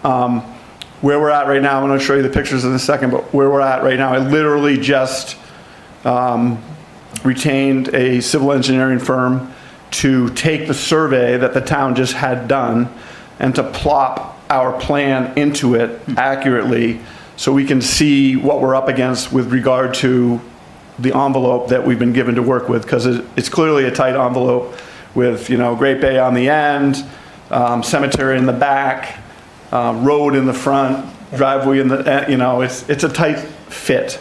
But so far, everyone that I've showed this to really likes the plan, but the next big question is it going to fit? And it won't be long before we know the answer to that question from a professional civil engineering firm. So this is a picture as you drive. I want to get you oriented first because there's been a little confusion about where we are, but literally that's like from across the street as you drive down Old Piscataqua Road. And that would be what the new building looks like. You see right in the front, we'd have a new entryway. And then over to the right, you can see that little addition that sticks out. That would be the recreation department's entryway and their facility. When we first started doing this, we were trying to figure out how to use one entryway, but it was really sticky with regard to how busy we are during the winter season for hockey and public skating. And we were like just completely going to lose track of who was there for what reason, and we would have no control over admission to the facility, a lot of which is paid, and we don't want to like just be in that situation not knowing who's here for what and what they're there for. So we decided to put an addition that stuck out from the end so you could see it. We didn't want to be in around the corner because it would be not very welcoming. And where's the rec department? Oh, it's out back. Didn't really sound right. So anyway, this is actual satellite shot. I just wanted to show you, like, this is what the rink looks like now, except this was pre-solar panels, so there's no solar panel on the back there in this picture, but that's what it looks like now. We've got the 100 by 200, 110 by 220, I think it is actually, steel building, and then we've got the addition out towards the street, which is, the office, the bathroom, the Zamboni room, 4 locker rooms, and a refrigeration room. So that's all we have outside the footprint at this juncture. This would be, I'll use my mouse a little bit. So here we are. This is a floor plan. The new entrance, there would actually be a lobby for people who aren't playing or skating to get warm in, which would be great. We'd have a lobby area, offices, and as you go along this wall, you'd have a family restroom, a men's room, a ladies' room, and then 2 skate changing rooms. And the purpose of those rooms is for our very busy public skate sessions, not to send all those people to the locker rooms across the way where we can't keep track of them. Mostly on Friday and Saturday nights, like, we have a lot of kids there, and it would be amazing if we could keep an eye on them. And like there's windows in these rooms you'll see in a minute, but where it's not a locker room, we could put cameras in it, and we could have monitors like in the office so we could see what those kids were doing on Friday and Saturday nights, and we'd have record of them misbehaving if they did, which has been known to happen. This little section right here would be varsity locker rooms for our local hockey teams. In most rinks, that sort of arrangement would be they would lease those from us, and they would maybe help us raise money too, so we could actually build the rink.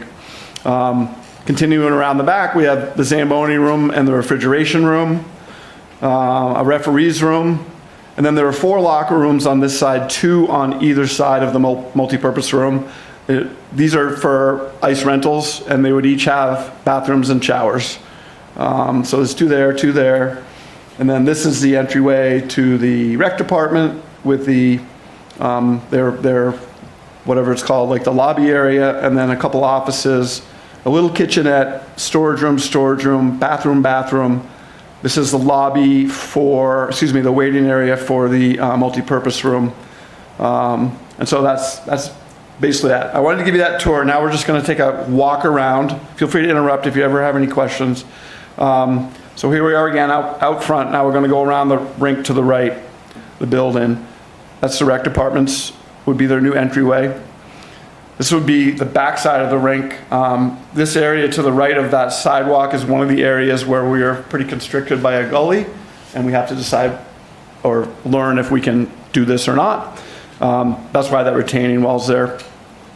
This is the outside access to the multipurpose room. So in theory, we could have, say, a keypad on that, and people could get in to the multipurpose room who are supposed to be there when the rink's not even open without going in through the rec area. This would be the little nook out back where the playground would remain or get built if it was new. And that, obviously, that big structure is the multipurpose room on the left with a lot of windows. This is the area behind the rink. where there's also an issue with the gully. And that water is definitely not that high. I didn't want to spend a lot of money on fixing up things outside the footprint because it was just a waste. So we've made it around the rink now. We're back on Old Piscataqua Road. That would be, overhead door would go into our Zamboni room area. And then as we come back up, those 8 windows are the multi-purpose rooms where people would put their skates on. Back to the front door. This is inside the lobby to your left. That would be where we take money and sell snacks. Another picture of the other end of the lobby. And the lobby, I love the people. This would be the view from the office area out towards the lobby. Office area. This is a view from the lobby into the rink. And as you get into the rink, that's the far end of the rink way down there. You'll see that on the left, we have no seating at the rink now. I don't know if Robin's ever been to the rink, but we have like 0 seating. So we'd have handicap accessible seating down the left wall. This is the hallway to get to the, I call them lace-up rooms in my mind. I'm going to start calling them that, lace-up rooms where people would put their skates on. And these are people in there not putting skates on because the guy didn't have skates. But we'd be able to see what's going on by walking down that hallway. And they could also be, like those benches are bolted in right now, but that's just a detail that, like those benches could be movable so we could slide them out of the way and use that room for other things as well. This is the lobby end of the rink where we'd also have some bleachers that aren't currently there. In order to make the bleachers fit, these plans, I shrunk the rink. The rink currently is 200 feet long by 85. The minimum requirement for a rink is 85, so we're already at the narrowest we can be. And then 185 is the minimum length it can be. So we've shrunk it down 10 feet to make things work, which is okay for a rink like this. That is looking down the other end, handicap seating. That's the bleachers at the end. One of the locker rooms, this would be one of the general purpose locker rooms, and then who knows what, if we can make this happen, then the varsity rooms might look something like that one. The Zamboni room, where we'd have enough space for our Zamboni that gets used, and then there'd also be enough space for a backup Zamboni, which I'm gonna have at the end of the summer, and I have no idea where I'm gonna put it. So that's a little problematic. And this room looks pretty big. It's not as big as it looks, I can tell you that. And if we're successful at making this happen, we would have a lot of equipment, for instance, a floor that goes up and down in the spring and the fall that would allow us to play on the big rink, sports like roller skating, pickleball, things like that. Okay, now we're gonna go into the rec department. Here we are. That would be their lobby area with the 2 doors would lead to offices.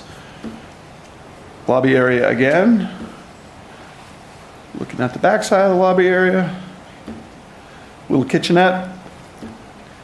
This hallway goes from the front of the rec department all the way down to that door, which takes you into the waiting room for the multi-purpose room, and then, you know, this kitchenette, storage, bathroom, that sort of thing. This would be the waiting area outside the multi-purpose room.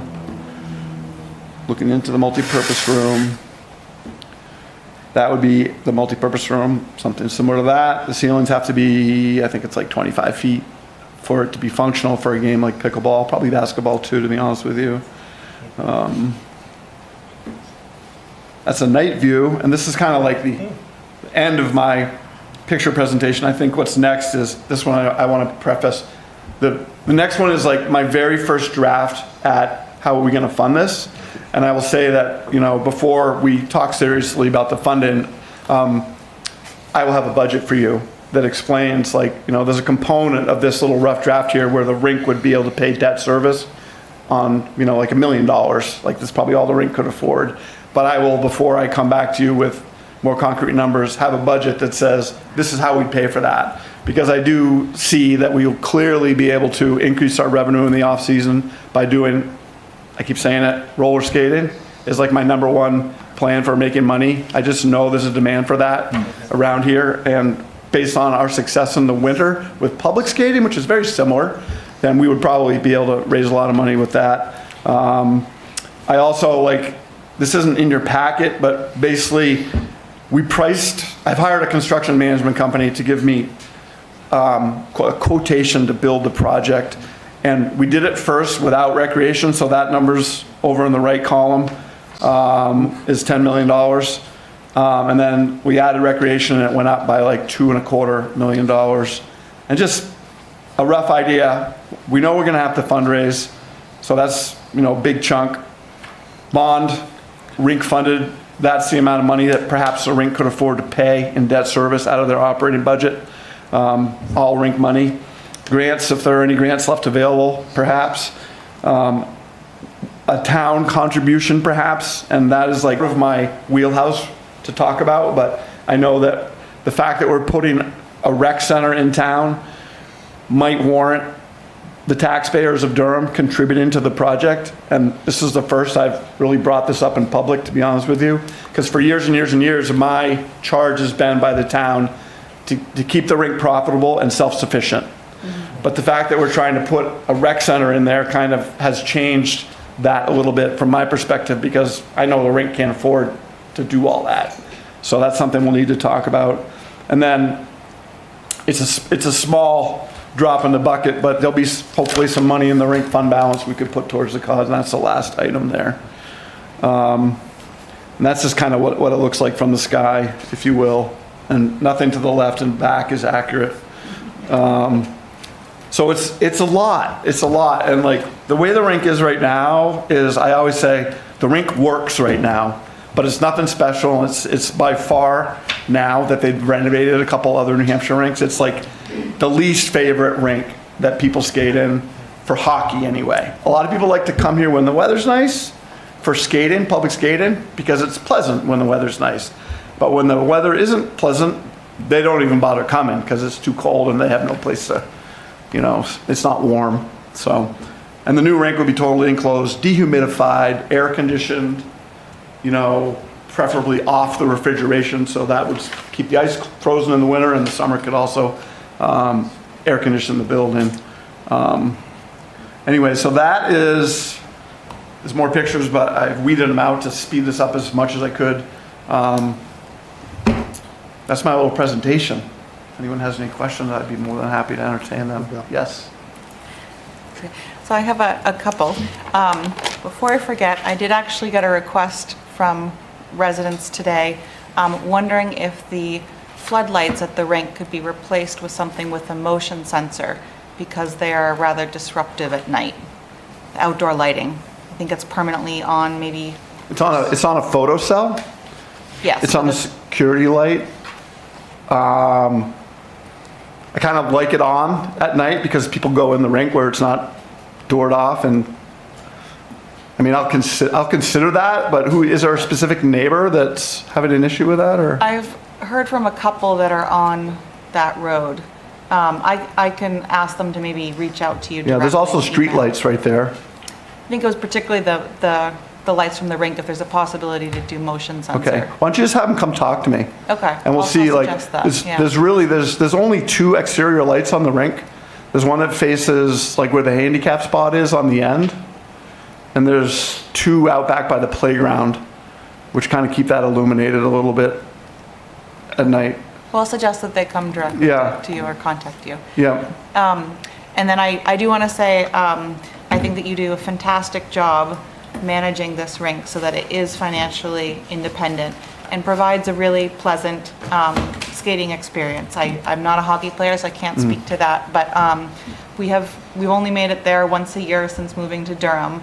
But we last went in February with my 85-year-old mother-in-law, who is from a much warmer climate, and our infant, who was, I think, 5 months at the time. And everybody had a really great experience. And we were able to find chairs so that they could sit during, I think we were there for the Sweetheart Skate. And they were able to stay warm even though it was a particularly cold day, because you have that nice heating arrangement. And so it is a modest structure, but I think that it's the way that you operated it makes it a very comfortable experience for the whole family. And so I'm very grateful for that and this incredible resource in Durham. Well, thank you. I do wonder if, in thinking of your footprint plans, there might be an opportunity to save you guys some money and also kind of mindful of our footprint in Durham. The more built space we have, the more environmental consequences there are to that in climate. And it's also more expensive. And just looking at the layout, that you have some locker rooms that wouldn't all be used at the same time. Maybe something to consider with the architect is some sort of shutters on the lace-up rooms or locker rooms, so that you could, close those shutters when they're being used as locker rooms, so there's privacy for changing, and open them so that they're open windows for the types of public skating where there's kids, and you would have significant less square footage to build. It would be more cost effective, and also in heating and cooling costs. It might just be something to consider as some flexibility. I know that it's helpful architecturally to think about any space that's not being used all the time. Can you reduce that and make it a multi-purpose space? So Okay. I'm just going to throw that idea out there in case that's helpful in your cost calculations. Okay, thank you. Anybody else like to make a comment or have a question? Where are the Zambonis built? California or Canada? And they're built in Europe as well, but ours is being built in Canada because the lead time on the Canadian versions was only 1 year. And for some reason, they build the electric ones in Canada Yes. and the propane ones, the opposite. Electric ones in California and the propane ones in Canada. Okay. The one we have now is built in Canada too, so I'm just thinking about the tariffs, because we know we're. Oh, yeah. we're concerned- I bought it from California, though. Well, that's their address. They're not charging us any tariffs. Okay, well, that's good. Yeah. Because that's a challenge. If they are, they haven't told me yet, and Okay. I just saw them last week, and Good, good. Yeah. Well, Good to hear. thank you, Bill, for We already have a the contract with it. presentation. I got one if that's Did you okay. have a question? Yeah. Okay, Yeah. go ahead. Thanks for the presentation, Bill. Good to see you. Yes. And graveyard considerations. Is there going to be any state requirements or any concerns that we have with how it's a private cemetery, right? yeah. The way I understand it is like a 25-foot setback from a cemetery. And so right now, the current plans don't encroach on that 25 feet, Okay. so. And what year did you take over the rink? I went full-time in 2020, Okay. but I was here for a few years before that. I always forget how long. I'm bad with dates, but I was here sort of a seasonal guy for a while with some hours in the summer. And the rink was yours in 2020? Full-time. Yeah. But I think like 3 seasons before that. Maybe Rachel can remember better than me, but Well, I think that's pretty impressive considering I like the amount of information you put on the sheet. And in 2020, the net, I believe revenue or net balance was 240,000. And in 2024, the net balance was 521,000. That's a pretty good return on yeah, investment. it's been, I like it. I'm an entrepreneurial guy I have a little business as well, but it's fun for me to try to make money for that facility because it allows you to Durham too. It allows you to do things that make the place better. Yeah. And so I appreciate that, but And it's this fun. is more of a comment than a question, but I think as we continue to roll into these time of austerity and uncertainty, exacerbated by the fact that we have a budget revenue deficit, we need revenue generating assets. And I think this is a fantastic initiative that could really bring not only money into Durham from Durham, but money into Durham from other communities and other school systems that are utilizing it for hockey and other types of leagues. And though 12 million and 10 million is a hard initial chop, if the fundraising makes a difference and we can find grants and stuff along those lines, I think this, along with West Edge and other business development propositions, would absolutely bring money into Durham when we need it most. Thanks. One more question, and it may be something for Todd to address later, but for those, the public that might be watching this, I can imagine there's questions about Parks and Recreation is considering moving their offices to Jackson's Landing. So what would become of the current Parks and Recs building? Would that no longer have Parks and Recs? What would happen to the courthouse building, the old courthouse? Yeah, so that, we'd have to talk about that. The Durham Historic Association for many years has had an interest in occupying that space, so I think they would have an interest in it. But another idea we've had would be to try to rent it commercially to bring in some revenue. And probably the most likely user would be an accountant's office, a lawyer's office, something where it's just the staff people and minimal clients coming in because there's minimal parking on site. That's probably how it will be used. Thank you very much. All right, thank you, everyone. All right, Thank Bill. you. All right. We now have our unanimous consent agenda, and does anybody have any issues or want to pull any, or shall we move forward with what's on that consent? Looks good. We're good? Okay. Then I'll make a motion that Durham schedule a public hearing for, excuse me, Monday, May 19th, 2025, on Resolution 2025-11, authorizing the issuance of long-term bonds or notes not to exceed $14,337,300 for the purpose of bonding 2014 to 2025 capital projects and equipment purchases.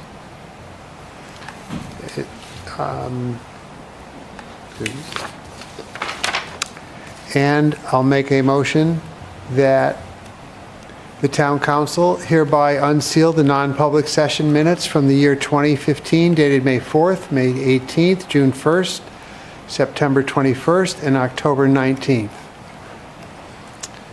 Do I have a second on that motion? Second that. Thank you, Councilor Nadell. And since it's in the unanimous consent agenda, we'll go ahead and take the vote. Curtis Register, aye. Harold Ford, aye. Wayne Burton, aye. Sally Nadell, aye. Joe Friedman, aye. M. Friedrichs, aye. Robin Vogt, aye. Heather Grant, aye. Eric Lund, aye. Thank you. Very good. Next, we have a committee appointment, and at the recommendation of the planning board, make a motion that upon recommendation of the planning board chair, appoint Munish Nanda of 30 Sumac Lane to fill an unexpired alternate membership position on the planning board with a term expiration of April 2028. I'll second that. And Beat you, Eric. I believe he's here. He is? Yes, yes. would you like to come up and say hello, and perhaps if anybody has any questions for you? Thank you. Hello, good evening. My name is Munish Nanda, and thank you for having me here, and thank you for the opportunity. I'm a resident of Durham, as you said. I've been here for about 25 years, and I live on 30 Sumac Lane. Empty nesters now, so I just live with my boss, and have 3 children who are all grown up and doing their own thing. Professionally, professionally, I worked in several, businesses, large and small. My last role was at Watts Water Technologies, where I was in the municipal residential water infrastructure space. I was with them for about 8 years, and I championed the businesses in the Americas and Europe. I also worked for ITT Corporation for several years, and then with Thermo Fisher Scientific in the medical electronics side. And then I started my career here with W.L. Gore and Associates, in medical electronics and stuff like that. So, in May of 2023, so approximately 2 years ago, I announced my retirement in the end of 2022, and I retired May 2023. I serve on the board of a corporate company, and then I also serve on the board of the New Hampshire Federal Credit Union, and I do volunteer work at an organization called SCORE for the New England chapter, which goes from, say, northern Massachusetts all the way up to southern Maine, predominantly New Hampshire. And what we do is, we have no business interest or anything like that. We just we provide mentorship for small-time entrepreneurs. These are not large companies. These are individuals who want to, get into business or expand a business or those kinds of things.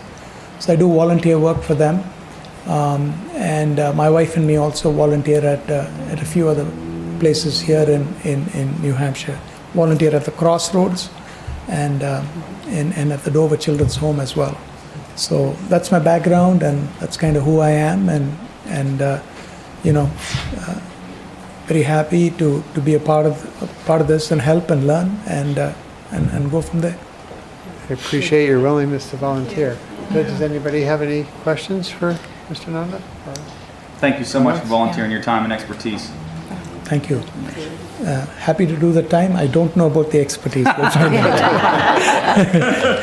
I think you might be meeting with my spouse, Aldo, actually later this week. Yes.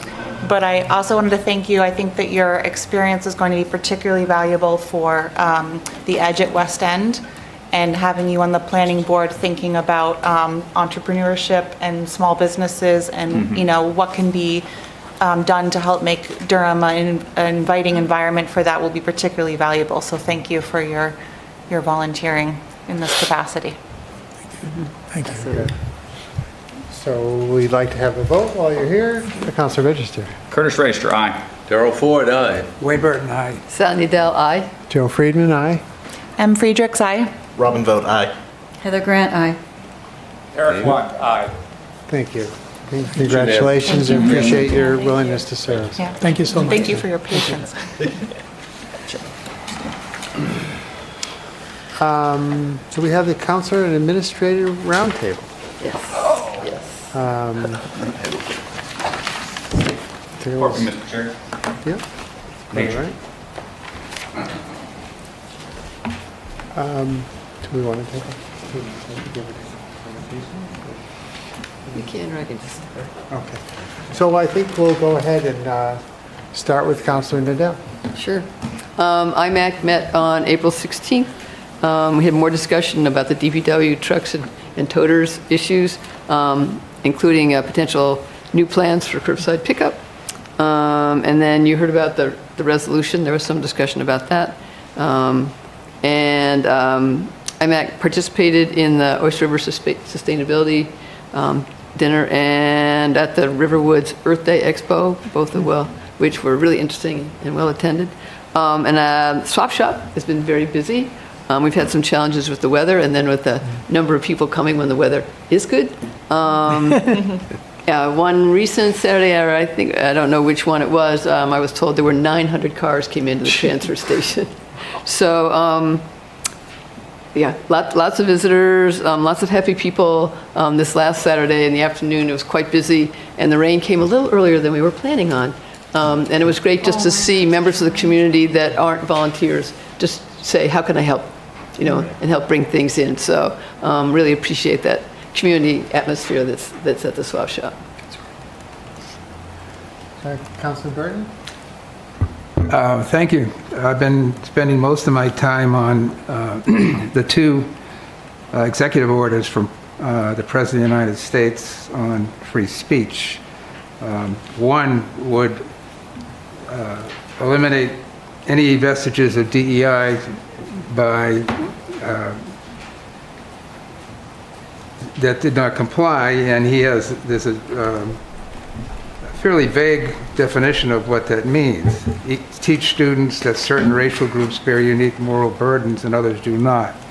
That would probably take To Kill a Mockingbird out of a curriculum. It would take out Heart of Darkness. It would take out a story of the KKK and the aftermath of the Civil War. Teachers are faced with Hobson's choice of if they obey the order, they could lose their license for not teaching the topics they're supposed to. If they do obey the order,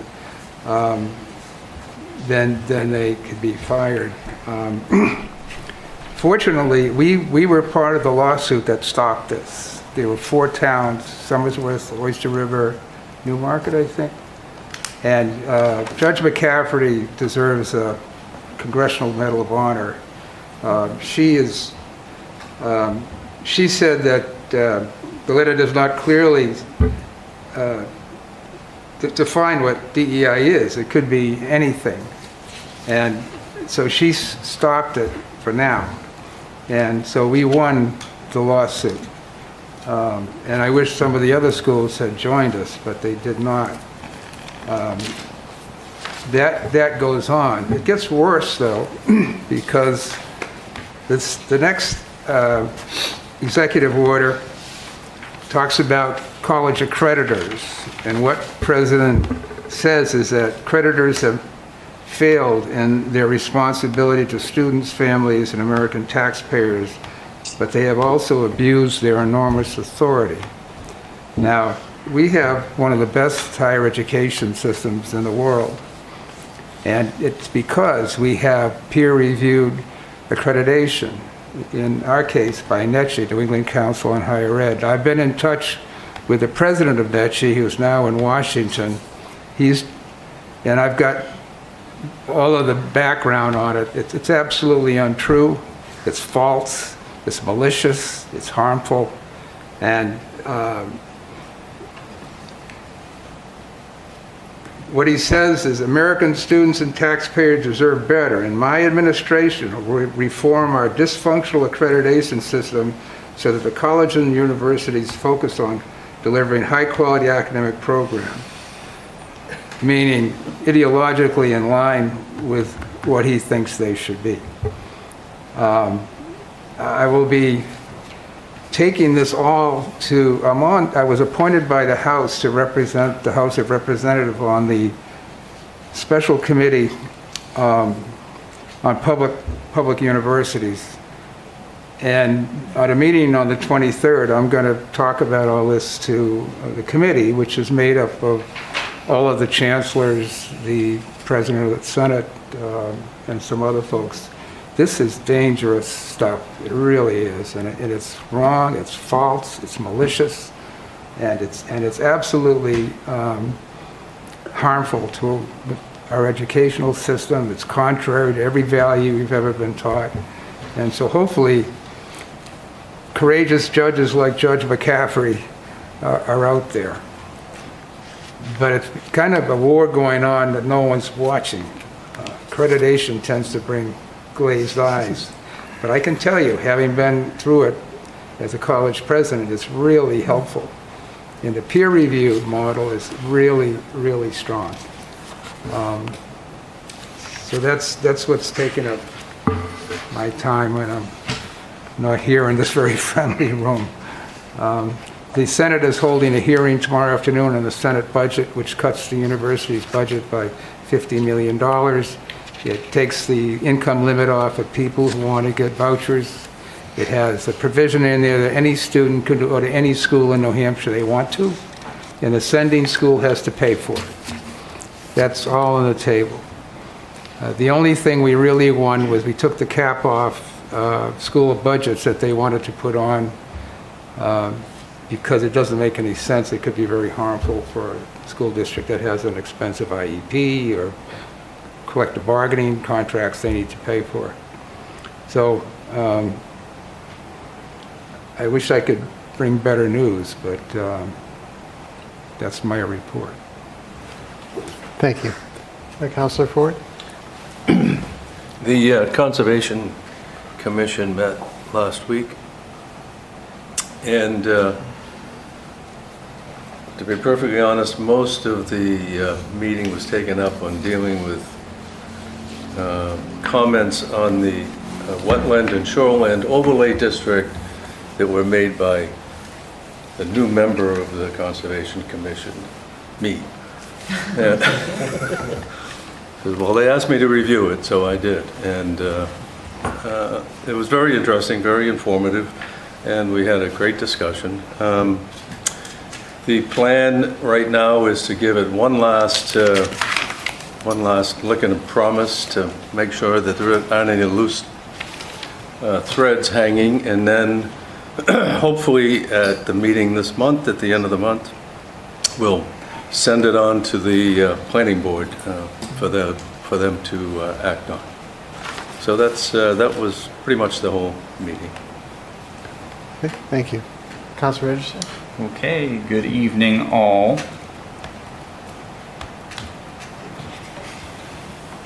Okay, For Oyster River School Board, they haven't met since the previous time, but I did not brief the previous time, so I'm gonna go ahead and do that. They met April 16th. Most of their discussion was inane to us, but it was classroom sizing, impacts of DEI changes and budget changes, and then the June 18th is the last day of school. Something for the public, however, is their strategic planning session for the Oyster River School District, hosted by Dr. Shaps, is being hosted tomorrow night, 6 to 8 p.m. May, at the Oyster River Middle School, and there is a form that they ask folks to fill out before you attend, just to make sure that there is space available online at the Oyster River School Board website. Additionally, there is a second, it is a identical planning session, just meant to increase the amount of people that get eyes on it and participate in it.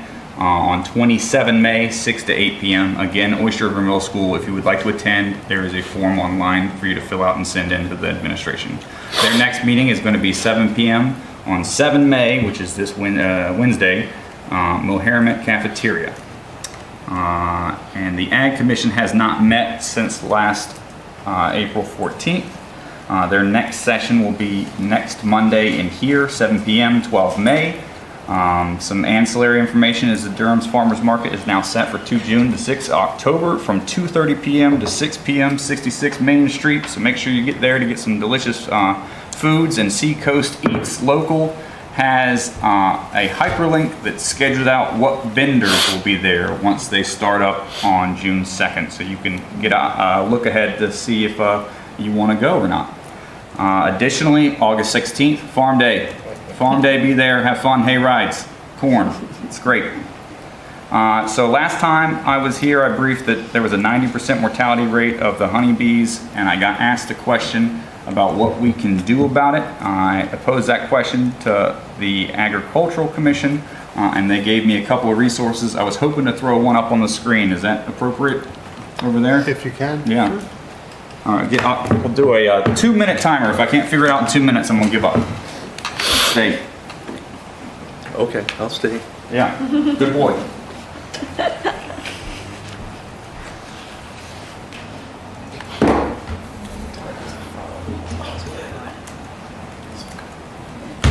Okay.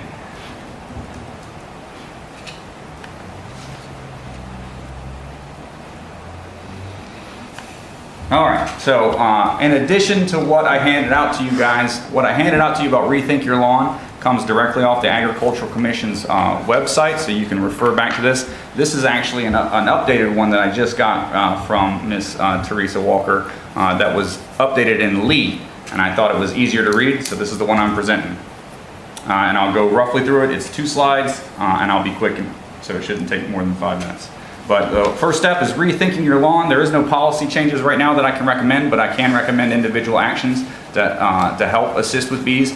And there is potential for zoning amendments, or a requirement amendment, should we desire to loosen those beyond what we already have. I know Durham's Public Works already does a really good job of being cognizant of what flowers or pollinator attractants they don't mow over. I know that I've heard Rich Rain say that specifically in Sam, but this is something that individuals, should they be concerned, can do right now on their property to help positively influence pollinators. One is don't weed everything. Right? Wildflowers are beneficial to bees and should not be considered weeds. Dandelions and clovers are key sources of pollen and nectar. So avoid so-called weed and feed fertilizers or pesticide products that can infect and harm beehives. Mow your lawn later in the day, late afternoon, early evening, because that's when bees are least active. Leave some areas for wildfire growth, and those are milkweed, which you see a lot of around here, goldenrod, purple aster.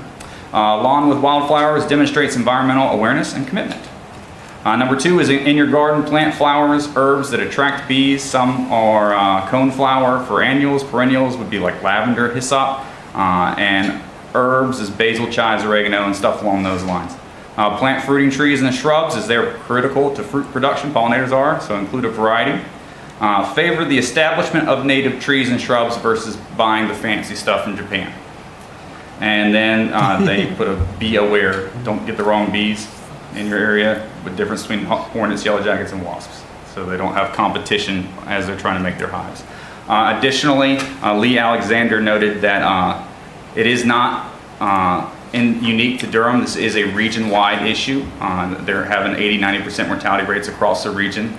He also published or sent me an NPR and HPR article that he was actually featured in last year, in which they go over the causes. And in the NHPR article, they describe specifically climate change, or generally climate change, and specifically you have things like fungus that is influencing the hive, varroa mites, which is apparently like a Lone Star tick for humans, but for bees, and other bacteria and competing interest organisms.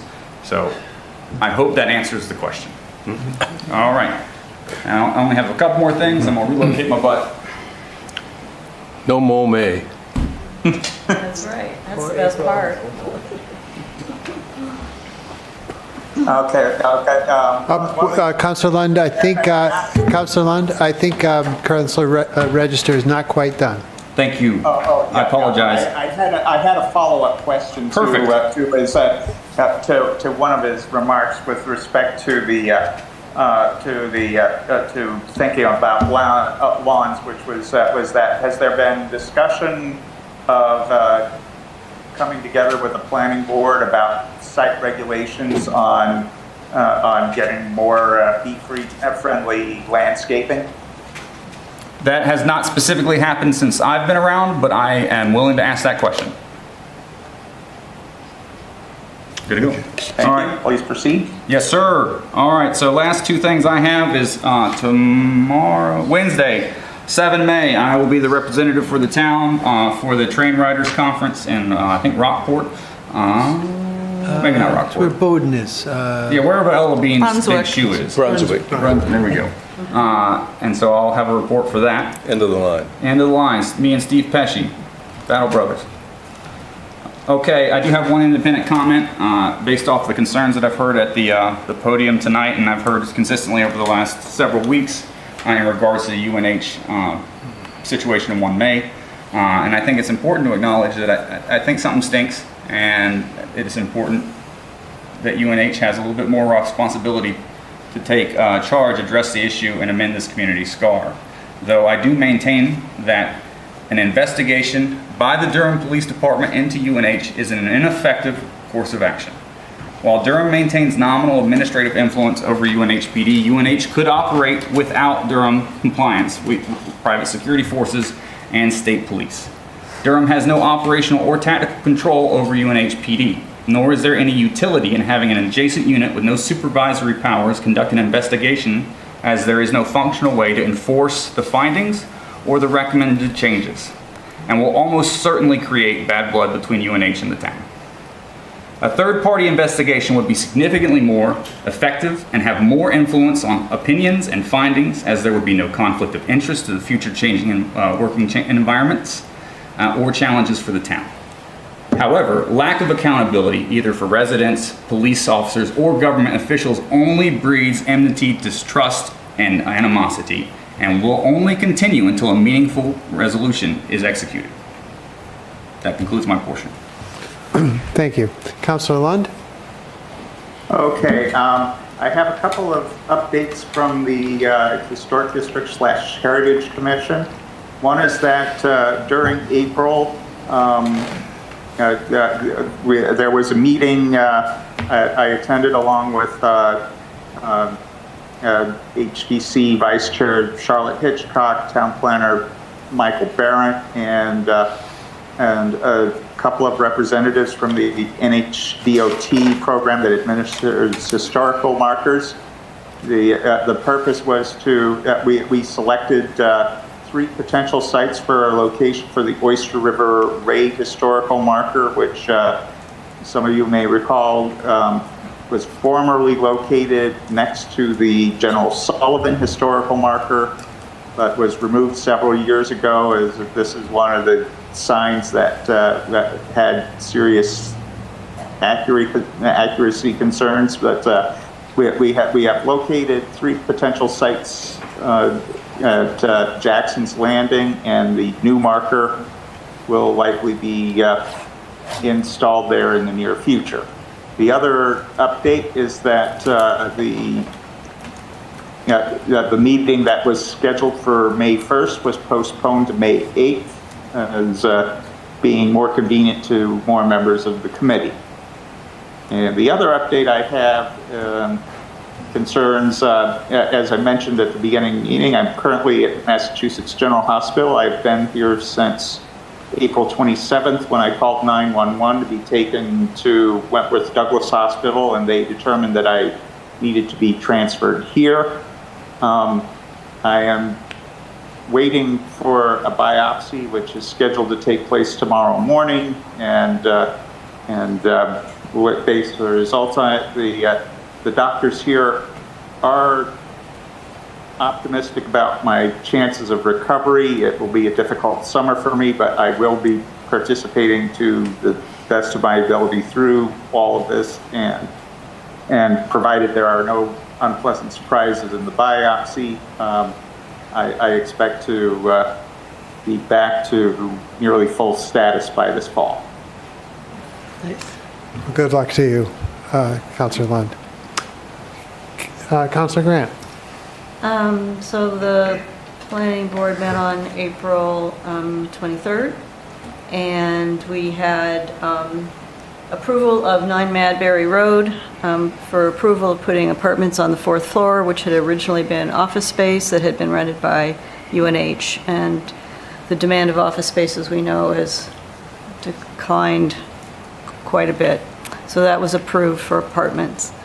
There's a 4-lot subdivision, probably has been discussed once before here, I think.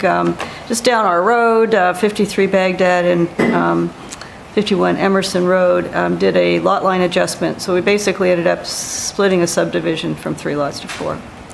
And then obviously we've also been working on the downtown, different initiatives there, and the CB1, CB2 was discussed.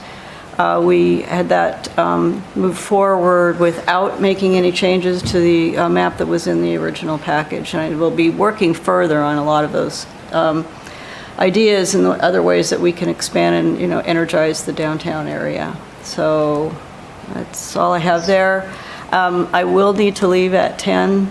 My husband had knee replacement surgery, and I don't think I can leave him much longer than that. So just First as a... you know him. Yeah, that's what happens, Getting old sucks, just as a FYI. Stay young. Thank you, Councilor Grant. Councilor Vogt? Yes, so I have nothing to report in terms of previous meetings. However, the Energy Committee is set to meet tomorrow evening, May 6th at 7:00 p.m. So we're looking forward to seeing those conversations move forward. And of course, the Human Rights Commission is meeting on Thursday, May 15th at 4:00 p.m. here at Durham Town Hall. I'm looking forward, a lot of the stuff that Councilor Register had brought up is amongst the minds of folks on the Human Rights Commission in terms of public trust and everything going on a federal level that needs to be addressed here in terms of community concerns and whatever else. So there's been a lot of questions proposed, and we will probably go over all of them and come up with some solutions and some ways to build that public trust back up through the commissions. So. Thank you. Councilor Frazier? First, quickly, do we have a date for Durham Day? I couldn't find it on the website, but Let me look. it's coming up fast. Every day is So, Durham Day. maybe. I was going to say, I didn't While- know, while I you- thought all of those went through the approval process. All right, while you I look, I can't can remember. continue just for time's sake. One thought on the bee pollinator situation is that Concom, in working on their wetlands, shoreline ordinance revisions, worked to incorporate a lot of native and naturalized plant resources, and maybe that's something that the site plan regs could draw on. To Councilor Lund's point, if the site plans were to require native and naturalized plants instead of, the Japanese imports, that could support, bees in Durham. I also recently talked with a graduating UNH senior who had no idea that the swap shop existed, and I can't believe that, but I'm wondering if there's anything that could be done to make sure UNH students know about it. The challenge is you have to be a Durham resident, which means you pay taxes to Durham. So that's a challenge. They need the sticker, right, to get into the transfer station. With a lease. signed lease, though? Can't Maybe. you get a transfer Yeah, station sticker? I sort of had a half conversation with Sam about whether who can access, but. Right. If they yeah, live here. Yeah. I would expect that off-campus renters would qualify as Durham residents, whether they're students or otherwise. Yeah, so, I mean, literally, they'd have to come to town hall and get a Right. sticker. Yeah. That's all it would take. Well, maybe that's something I'll mention to the And we've had student students come in the rep. past, and, you know, they've been able to come in, but we do, Ways Meet looks for helping students, and they are coming to get furniture. There are organizations that we support that are not Durham residents directly. We support the homeless in Dover, and as well as food pantry in Dover. Yeah. Because we have residents in Durham that can pick things up and take them to other towns, which is great. We don't care where the things go. Yeah. Keeping them out of the landfill is important. So Durham Day is Thursday, August 7th from, it looks like 5:30 to 8 p.m. Okay. So land stewardship has not met yet this month. We'll meet next week, and I was unable to attend the last meeting. I've been meeting with an informal kind of group that grew out of an email from Michael Barrett around lighting regulations, because there was talk about this. Diana Carroll had presented to the Conservation Commission. There was talk about it at the Planning Board as well. So there's a group of kind of Durham residents who are very interested in this topic for different reasons: energy efficiency, protecting pollinators, and also light pollution affecting night skies. And of course, we have the UNH observatory that is affected by that. So hopefully that group will sort of come together with something more formal in the future through one of the existing committees, and I'll be more in touch with Todd and Rick with some questions from those folks. And then was just wondering whether will the water report that James Bubar had worked on be on a future agenda. I think we had some discussion of it last meeting, and there was some interest, but I wasn't sure if there was enough interest that it would become an agenda item. Maybe you could clarify that, or we could take a vote if that would be the appropriate means to. Well, so you had asked some that. specific questions, and we were going to prepare something in writing to the council. Okay. And our thought was, if after that the council still had an interest to have a further conversation, then we could schedule that. So we're in the process of doing a little research to follow up. Thank you for It'll that. probably be another month or two before we can do that. Okay. Is that it? Yep. Thank you. Thank you. Department of Parks and Recs met on April 22nd, and we received the report from Bill Page that you guys saw today, and he shared with them the rink plans.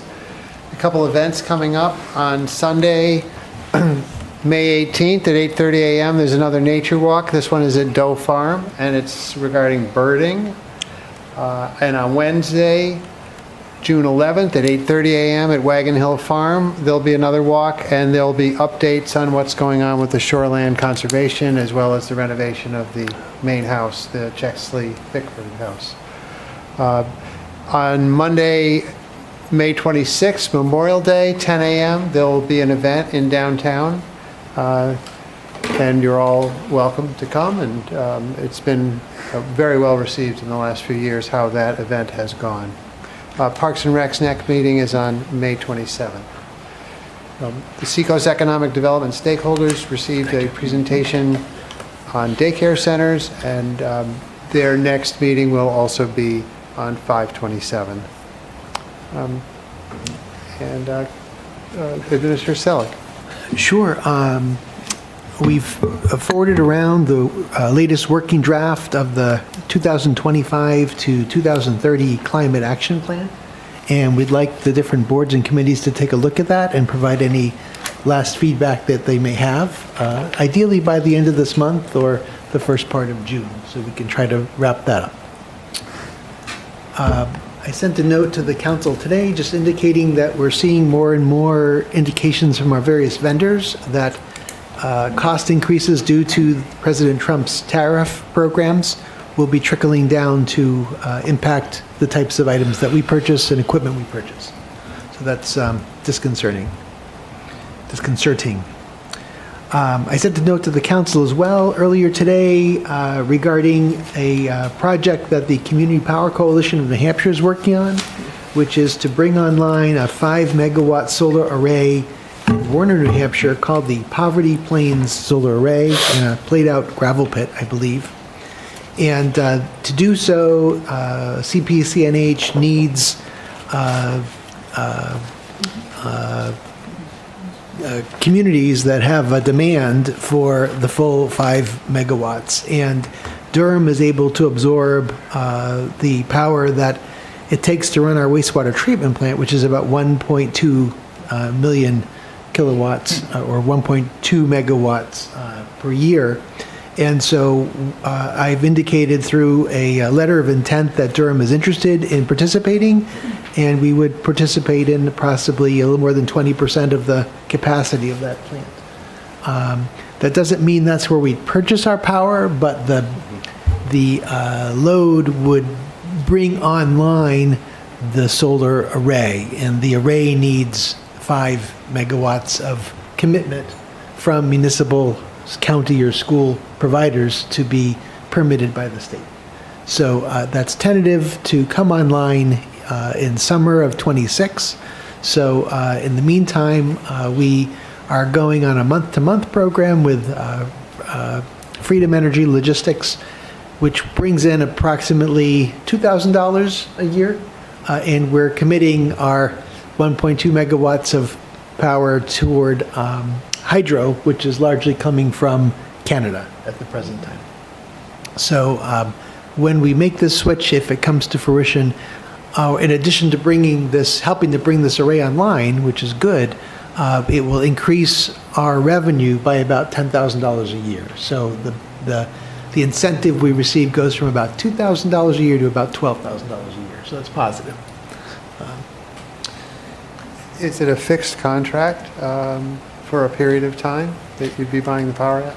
It would be through 2040. So annually, we'd be receiving that incentive. But with 12 months' notice, advance notice, Durham would be able to opt out. So really, with a year's notice, we could move to something else if we thought that was appropriate. And I thought with that year escape clause, it was a good deal for us. And that the incentive they're providing is really best in class right now. There's nothing better. So that's positive. Is the Energy Committee or the town still evaluating doing an additional array at the capped landfill to offset more power? Or it is still an interest of the Energy Committee. And if we decided that made sense and if that came to fruition, then we would need to withdraw our participation in the Poverty Plains program, and instead our outage or output or demand would be allocated to the local array.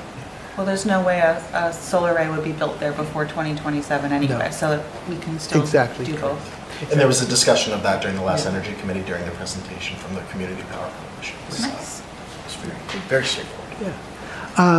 You'll note I've done a couple of examples of sort of a summary of the kind of calls Durham Police Department responds to in a given week. And it just occurs to me that a lot of residents operate under a very mistaken assumption that all Durham Police do is respond to nuisance complaints to UNH students. And in fact, when you look at the daily call logs, UNH students represent kind of a small portion of what Durham Police does. They're dealing with residents with all sorts of challenges and needs. And so I thought by summarizing this each week for a period of time, it might help to better bring light to what Durham Police does deal with and help educate the public. Durham has been recognized once again as a Tree City USA by the Arbor Day Foundation, We are the longest serving Tree City USA in the state of New Hampshire, beating the town of Hanover by 1 year. We're year 47. Yes. Excellent. And so that's just a positive. That's all we care about, beating Hanover. The state of New Hampshire held a public hearing as part of the NHDES permitting process for the permit to remove the Mill Pond Dam and restore the Oyster River to a free-flowing river. That is a part of the permitting process. At the hearing that was held, it was held by the state at Pease. Durham Public Works' consultant from VHB provided an overview of the project, and there was an opportunity for both proponents and opponents of the project to provide their feedback. Opponents requested an additional 6 weeks of delay to allow them to provide additional feedback and questions. The DES folks gave them 3 weeks. And we believe that this issue is very straightforward and there's no new information which has come to light. And so with confidence that this permit will be forthcoming and that with the desire to move the project, we have put the project out for bid. So it's out on the street now. We had pre-qualified 5 bidders over a year ago. And so our hope is once a permit is received, we'll be able to move quickly. So we'll see how this process plays out.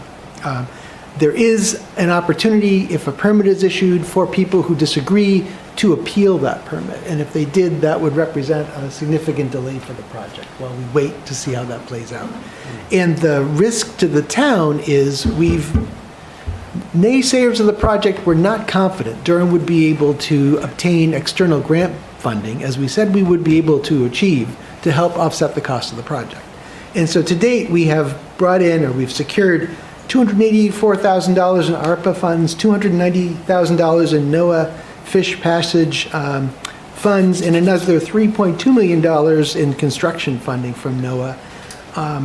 The concern we have is if this draws out too long, with the current federal administration's desire to claw back funding, some of those funds could potentially be in jeopardy.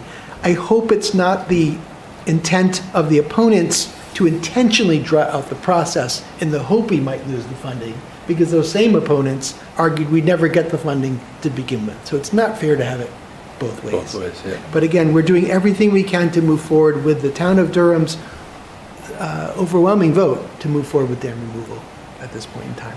Just a question, during that review, the state does understand that the town did vote to approve this, right? I mean, is that in their consideration?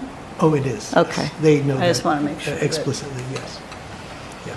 I had actually suggested to the state that the hearing they just held was not necessary because there had been years of deliberation in Durham about the same issue. But per their process, they wanted, with the abundance of caution, to have an additional hearing. So they did. And in essence, many of the same people who expressed concerns throughout the town's process came forward again and expressed many of those same concerns anew. So with the number of public works projects, our major components work is going to kick off shortly once UNH closes for the semester. Our line striping program is kicking off this week. Our roadway geotechnical analysis program will begin in the next few weeks. Our roadway crack sealing program begins in the next few weeks. And in terms of grant reporting, the business office and public works have been busy. That's how I can explain it. We've got a lot of grants and there's a lot of reporting. And particularly with the Trump administration pulling things back, we're trying to make sure we're crossing every T and dotting every I to make sure we give no opportunity for anything to be pulled back. So fingers crossed on that. So we're going to move forward with a number of improvements at Jackson's Landing that the Great Bay Rowing has proposed, and we had an excellent site meeting out on site last week, which is positive. And then finally, Councilor Lund noted the meeting we had at Jackson's Landing to find the new location for the Oyster River Raid sign. And when I went for our Jackson's Landing meeting last week to look at boat location, the new sign was there. So, Councilor Lund, the sign is there. It's still covered up, so we've got to coordinate uncovering it. But I was surprised that it had been delivered and installed, so that's positive. That's all I have. Thank you for that report. Just a quick question on actually the daycare presentation. Yes. To the Seacoast Economic Group. Yes. Did you discuss the childcare scholarships that are available through New Hampshire? Because I found, at least personally, that was a very under-advertised program, and I hope that there was some discussion of that. So they presented resources that were available to the New Hampshire residents. I did not see that presentation. It was done outside of that meeting. Okay. But I believe there are materials available, so we can see if we can find those and get those to you. Thank you. Our next item on the agenda is a public hearing and possible adoption of the ordinance amending the zoning Aquifer Protection Overlay District, and we have Chairman Rasmussen and Vice Chair Tobias to make the presentation.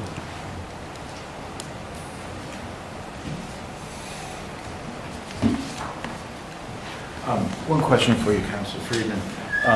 The daycare thing, was that presented by a group of students from New York? That is the one.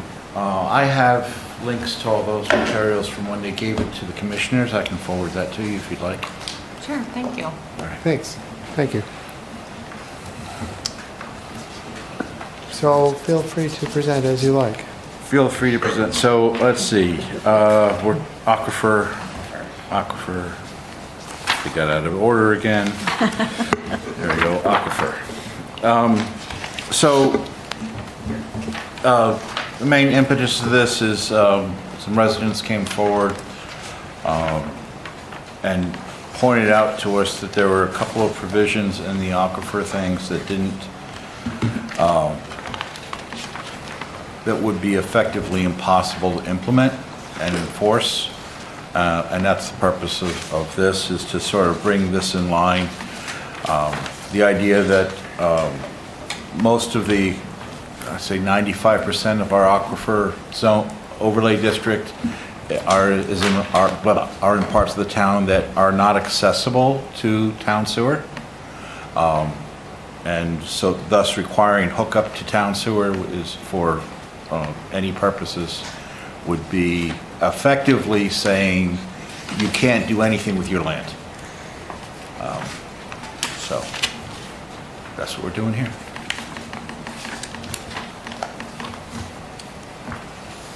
Yes, anything else you'd like to say? No? Would anyone like to make a motion on this? I move that we open the public hearing. So we wanted to make a motion to do that. I'll second that. Do we want to make a form? Is that what you made a motion to? Public hearing. Open the public hearing? Yeah, that's what he, Yes. Okay, and it was seconded by Councilor Friedrich. Is there any discussion about opening the public hearing? We'll take a vote on that. Heather Grant, aye. Robin Vogt, aye. M. Friedrichs, aye. Joe Friedman, aye. Sally Nadell, aye. Wayne Burton, aye. Darrell Ford, aye. Courage Fraser, aye. Okay, Eric Lund, aye. thank you. So the public hearing is now open. Is there any comments from the public on this ordinance?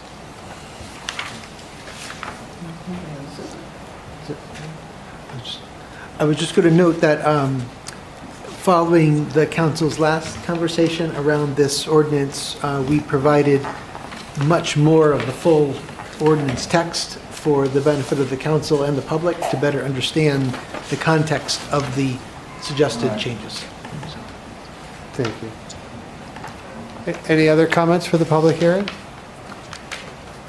you have a motion to close the public hearing? I have a question before the public hearing closes, perhaps. So I may be recollecting incorrectly, but I think that there's a town ordinance about requiring connection to sewer and water, town sewer and water, if there is town sewer and water within a certain distance. Could we, maybe Paul or Sally could speak to what that ordinance states, or Todd? That is correct. So right now, anyone who's, if you're accessible to the town water and sewer, then you're doing new construction, then you need to connect. That still will be in effect. Do you know how many feet that is within, or? I do not, but if it's over 1,000 feet, I would be extremely surprised. Yeah, and typically, this would have, or the situations where I've seen it apply is there are pre-existing homes on private septic, and the line is extended by essentially the front of the home. And we allow the homes to continue to use their private septic until their system fails, at which time they need to connect to the town system. But it's typically, what I've seen is in close proximity. Right, or you'll have a new build like Riverwoods or Garish Drive, senior area, where they're close by and therefore they connect, as opposed to doing their own private sewer. So to clarify, because I think there may have been some public comment about, doesn't it make sense to require people to connect to the public town, or town sewer and water if it runs right by their property? The answer is that yes, if there is town sewer and water near the lot, you are required to connect to them. That's correct. I think that's helpful clarification. Okay, this being the public hearing, is there any other comments from the public on the hearing? Just one other clarification. It's outlined in the council communication, but there is a suggested new section of language that deals with site drainage that Michael Barrett suggested be included as part of this. And you'll see that in, it's essentially a new 175-86AC site drainage.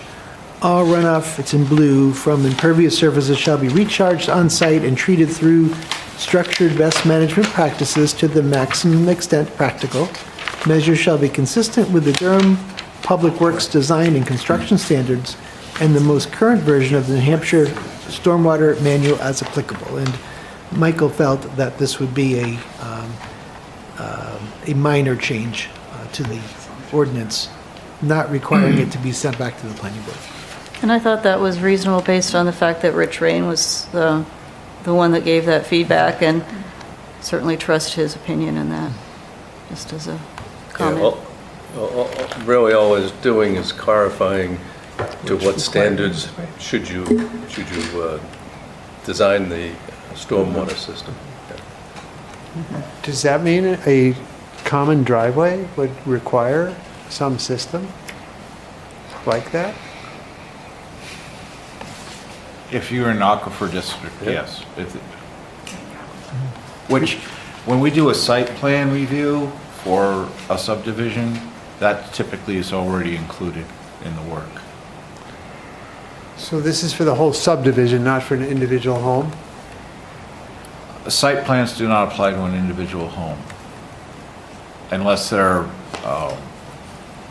unless they need to get a conditional use because they're doing work in a wetlands overlay district. But this would apply to a single-family home if you wanted to build one in the aquifer. This ordinance, yes. So this, the aquifer overlay district, it's similar to a wetlands buffer in that it's a special area, and these are special rules that apply to everybody. So that within the chapter, there's certain, you'll note certain paragraphs specifically refer to residences as opposed to commercial districts. Slightly different rules for the two. Are there systems that exist that do single-family home driveways? Well, we're just talking about creating a water catch basin area, right? So that could be anything from just doing a berm to allow the water to infiltrate as opposed to runoff. Rain garden. Yeah. Okay, thank you, rain garden.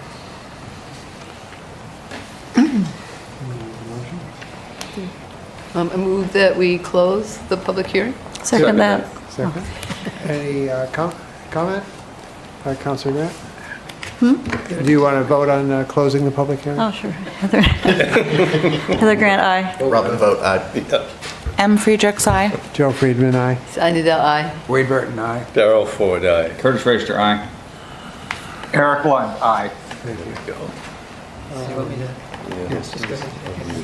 I move that Durham Town Council does hereby adopt ordinance 2025-05, amending Chapter 175 zoning, Article 16, Aquifer Protection Overlay District, Section 175-86, use regulations of the town code to amend site drainage and permitted uses. Is there a second? Councilor Lund, thank you. Is there any discussion on that? No. No? Go for a vote then? Curtis Raster, aye. Darrell Ford, aye. Wade Burton, aye. Sally Nadell, aye. Joe Friedman, aye. M. Friedrichs, aye. Robin Boat, aye. Heather Grant, aye. Councilor Eric Lund, aye. Thank you. Appreciate that. While you're here, 12B on our agenda regarding the creating of 2 central business districts from 1 currently. Yes, so this is the first of 3 council-generated amendments that you provided us.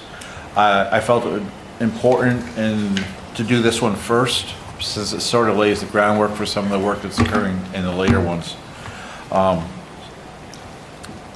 So we, during our public hearing, there was the, Councilor Friedman had presented an idea of extending the CB2 zone up along the west side of Mill Road some distance. There was a lot of angst is not a bad word for it during our public hearing with regards to that. So what we decided was that it required more study. And I did not want to delay the overall splitting of the zones while we did that. So we're going to try to circle back and look at that later this later this year, hopefully. Though if I have, I ask that you don't try to hold me to that, because if I'm going to have both the new wetlands overlay district, which is going to be a biggie, and a new subdivision one this year, I'm not sure how much else I'll be able to go to that is going to be In 6 months. contested. Okay. Should we have a public hearing and conversation about it then, I guess? Would make a motion to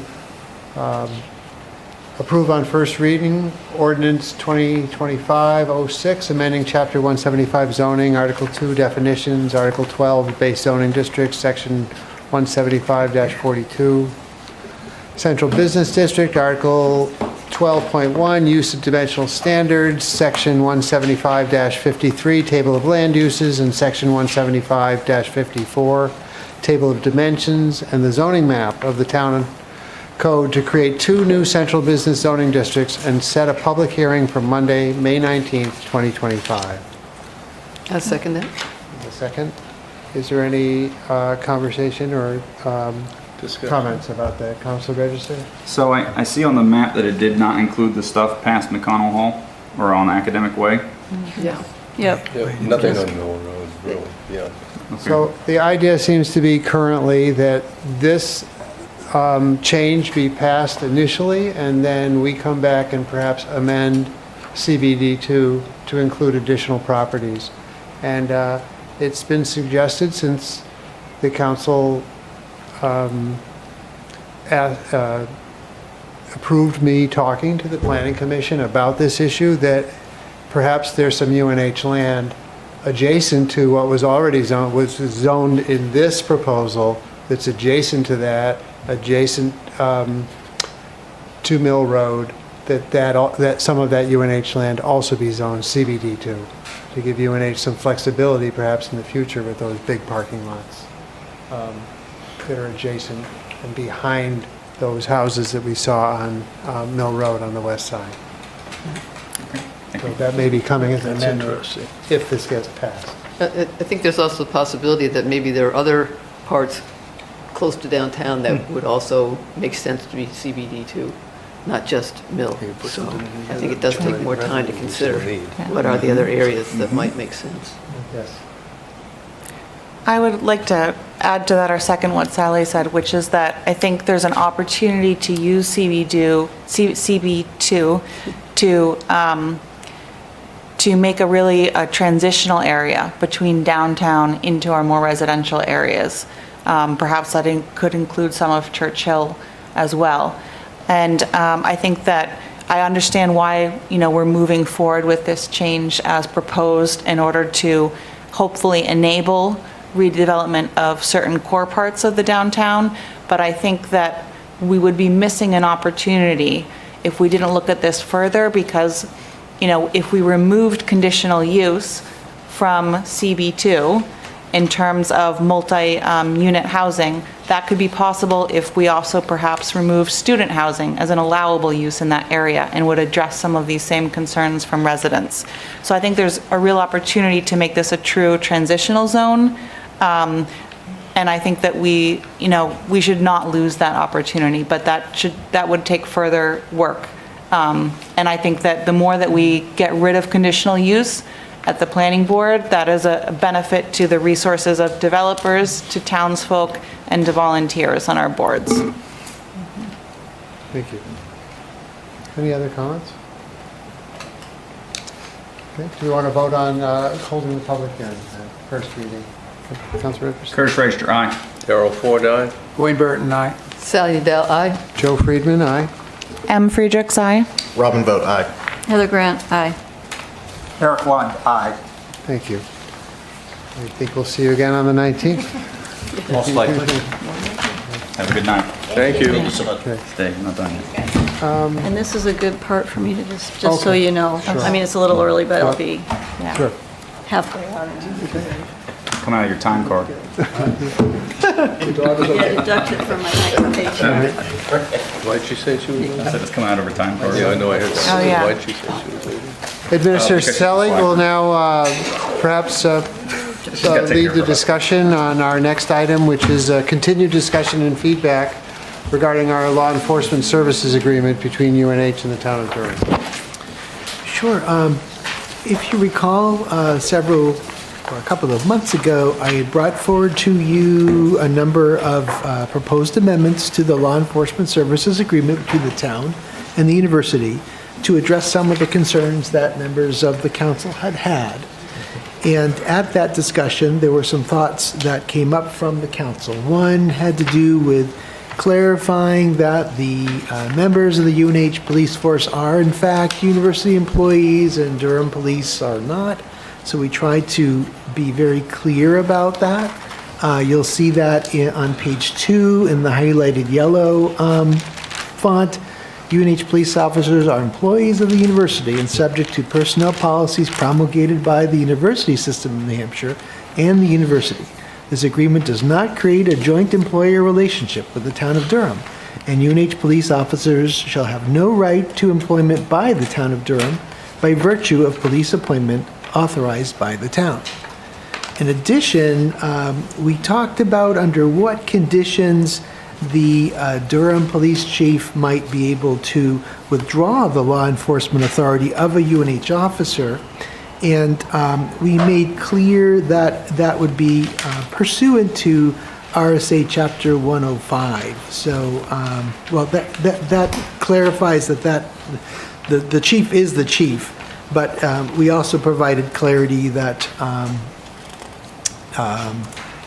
violations of New Hampshire Administrative Code Policy 402-02 would be the reasons, or would dictate the reasons why law enforcement authority might be rescinded. And so I believe with those changes, we have addressed the concerns that councilors had raised the last time we talked about this. And I just wanted to make sure you didn't have further concerns before moving forward and finalizing this. I have two suggestions. The first one would be to delete department initiated, where that appears in, let me see, I've lost the line. It's under the authority of the president of the university. because I think it says, so that's the second to last line on that page. And it says, "The university shall maintain policies to provide responsive, unbiased, and thorough investigations of citizen complaints and department-initiated internal investigations." The reason I suggest that it just state internal investigations is because I worry that the language department-initiated would add confusion. Which department? Is it a certain university department?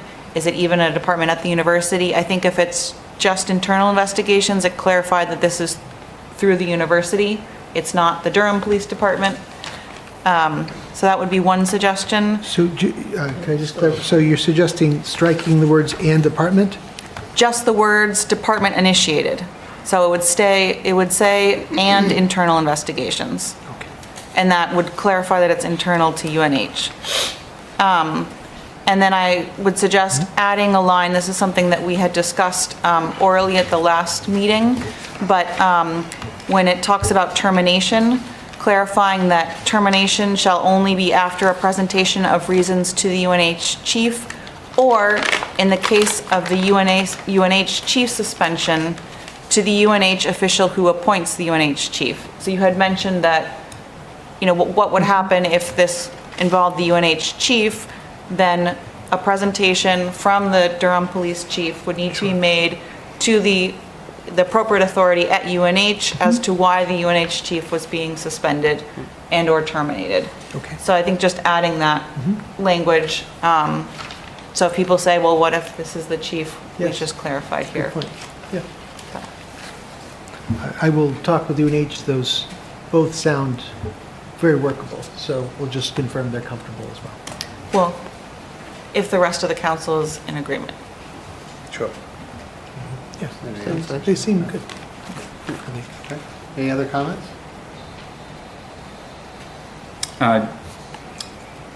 For the 402 admin code 402.02, I don't know that I see, the only thing I see is felony conviction as a reason for that board to convene. I'm not sure what you're looking at, Council Register. I'm sorry. For the I see the codes that you citation. put in to identify when a revocation of policing powers from from Durham would occur was a violation of 402.02. Is that what we put? Is that I understand it? Right. That talks about the process of adjudicating misconduct. It does not talk about what qualifies as misconduct. Do you want to look into Rainey? I'm not sure how all-encompassing we want that. You have to.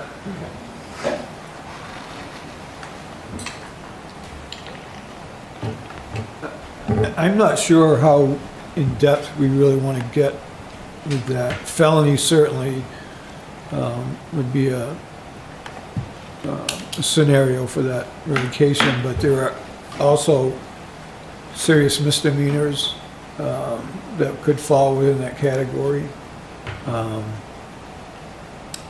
think my point is that the ability to influence the behavior with the acknowledgement of being a policing power in Durham, that would be a footnote.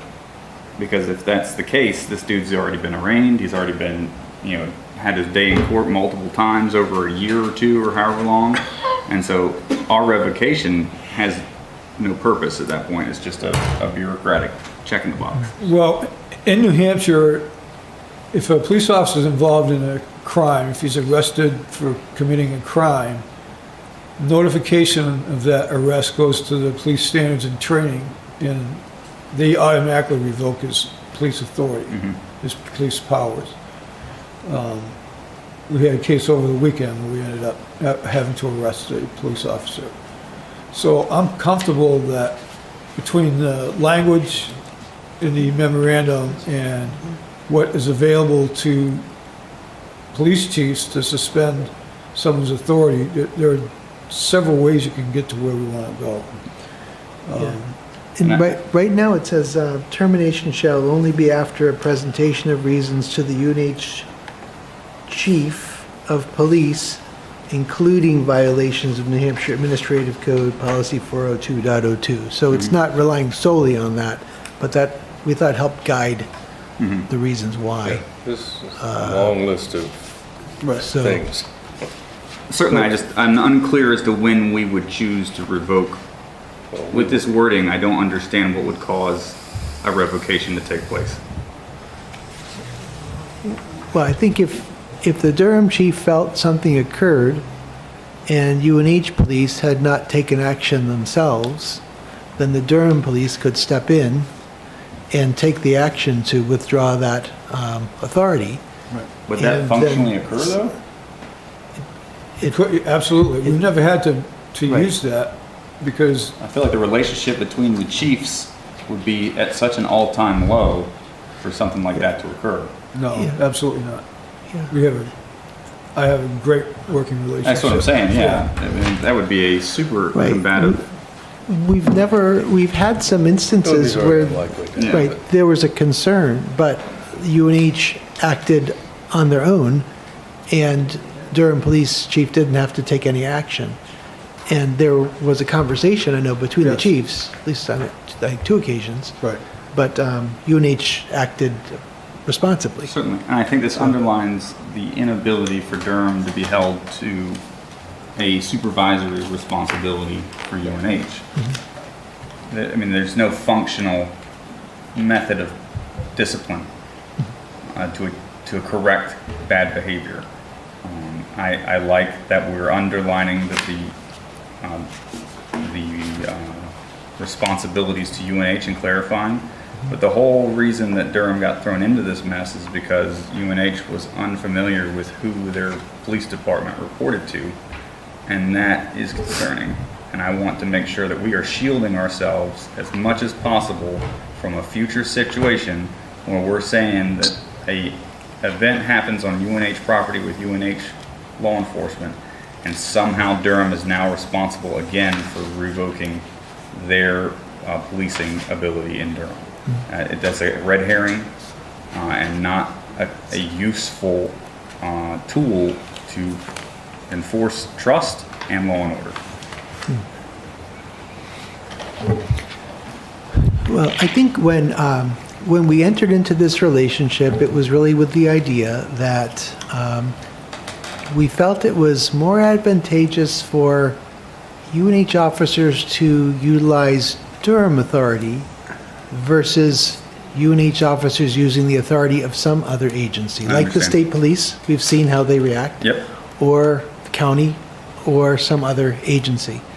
And we've built into this agreement indemnification protections. So really the only area that we're vulnerable to, so to speak, is the court of public perception, Right. which we've heard tonight Yep. from Mr. Meyerowitz, week after week for the last year. And my response is, if he has a concern, if citizens have a concern, they should march up to UNH and express their concern there. That's where the concern should be addressed, not here. The town's decision really is, if there's an individual officer who is having an issue and UNH takes no action, the Durham chief can step in. So we've addressed that.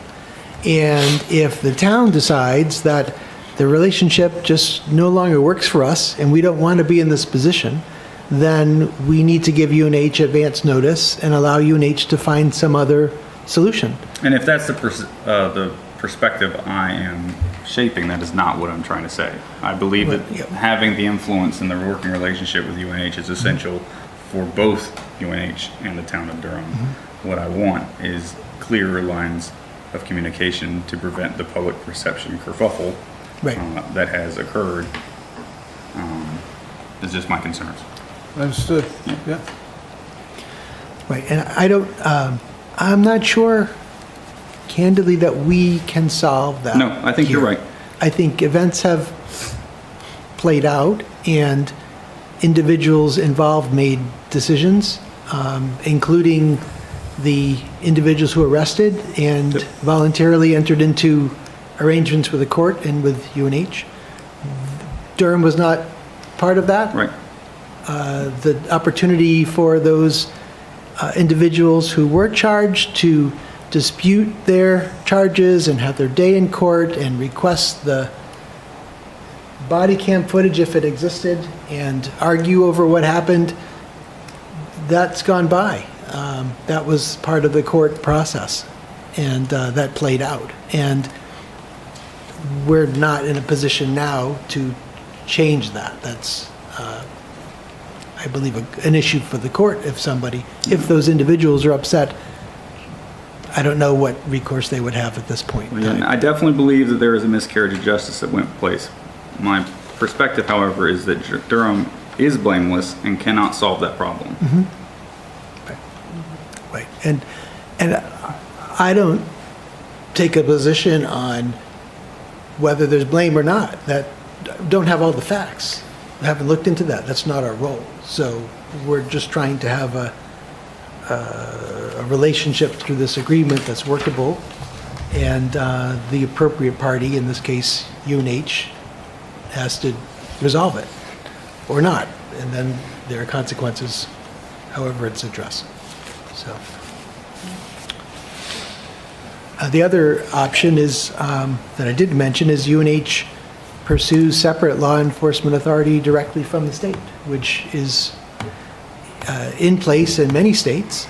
And Durham, on at least 2 occasions, has fought UNH in the legislature to prevent that, because we felt it was important to ensure this agreement was in place, and that forced a conversation around sort of the overall nature of policing that was taking place. Right. And years ago, 20 years ago, the relationship between the two departments wasn't what it is today, but it's excellent right now.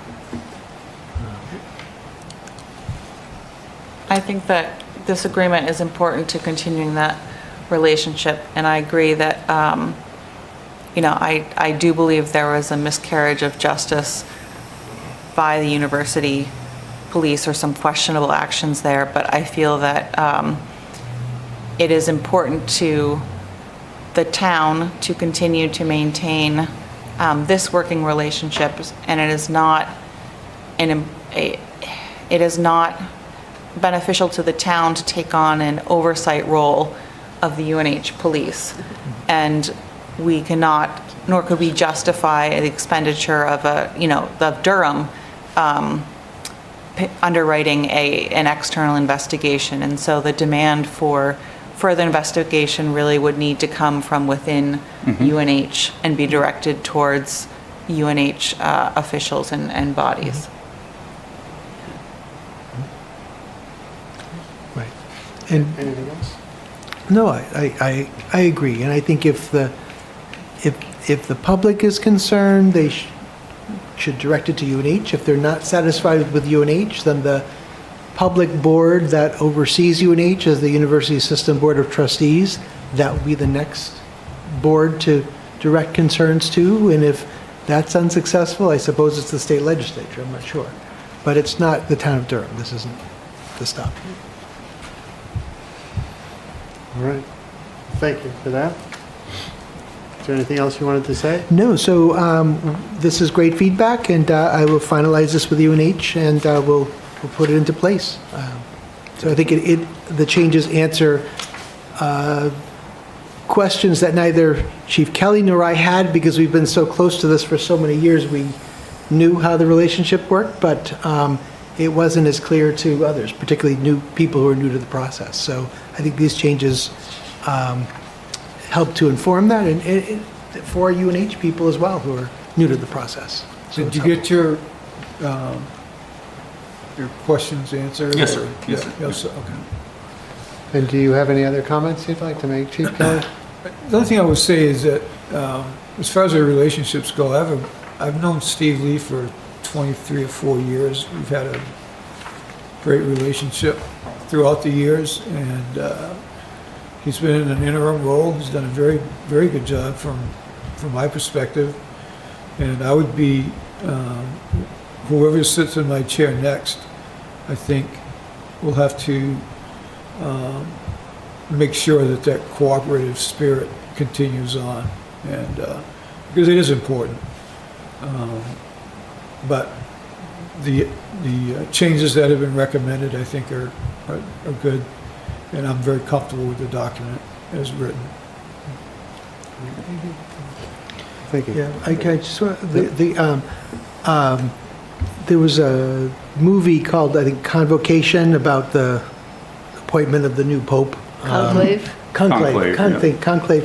And Liam Neeson has a great speech where he says, like, the thing we have to be concerned about is being so confident in something that we just know the answer. And so, I just want to note that in terms of this issue of the town of Durham's role, I thought I knew our role, but I wanted to make sure someone else who I respect could sort of offer some feedback. So I called Joe McKittrick, who's our long-term attorney who represents us on police matters and negotiation, and put this issue to him. And he was very definitive in his point of view that this is not the town of Durham's issue, it's the university's issue.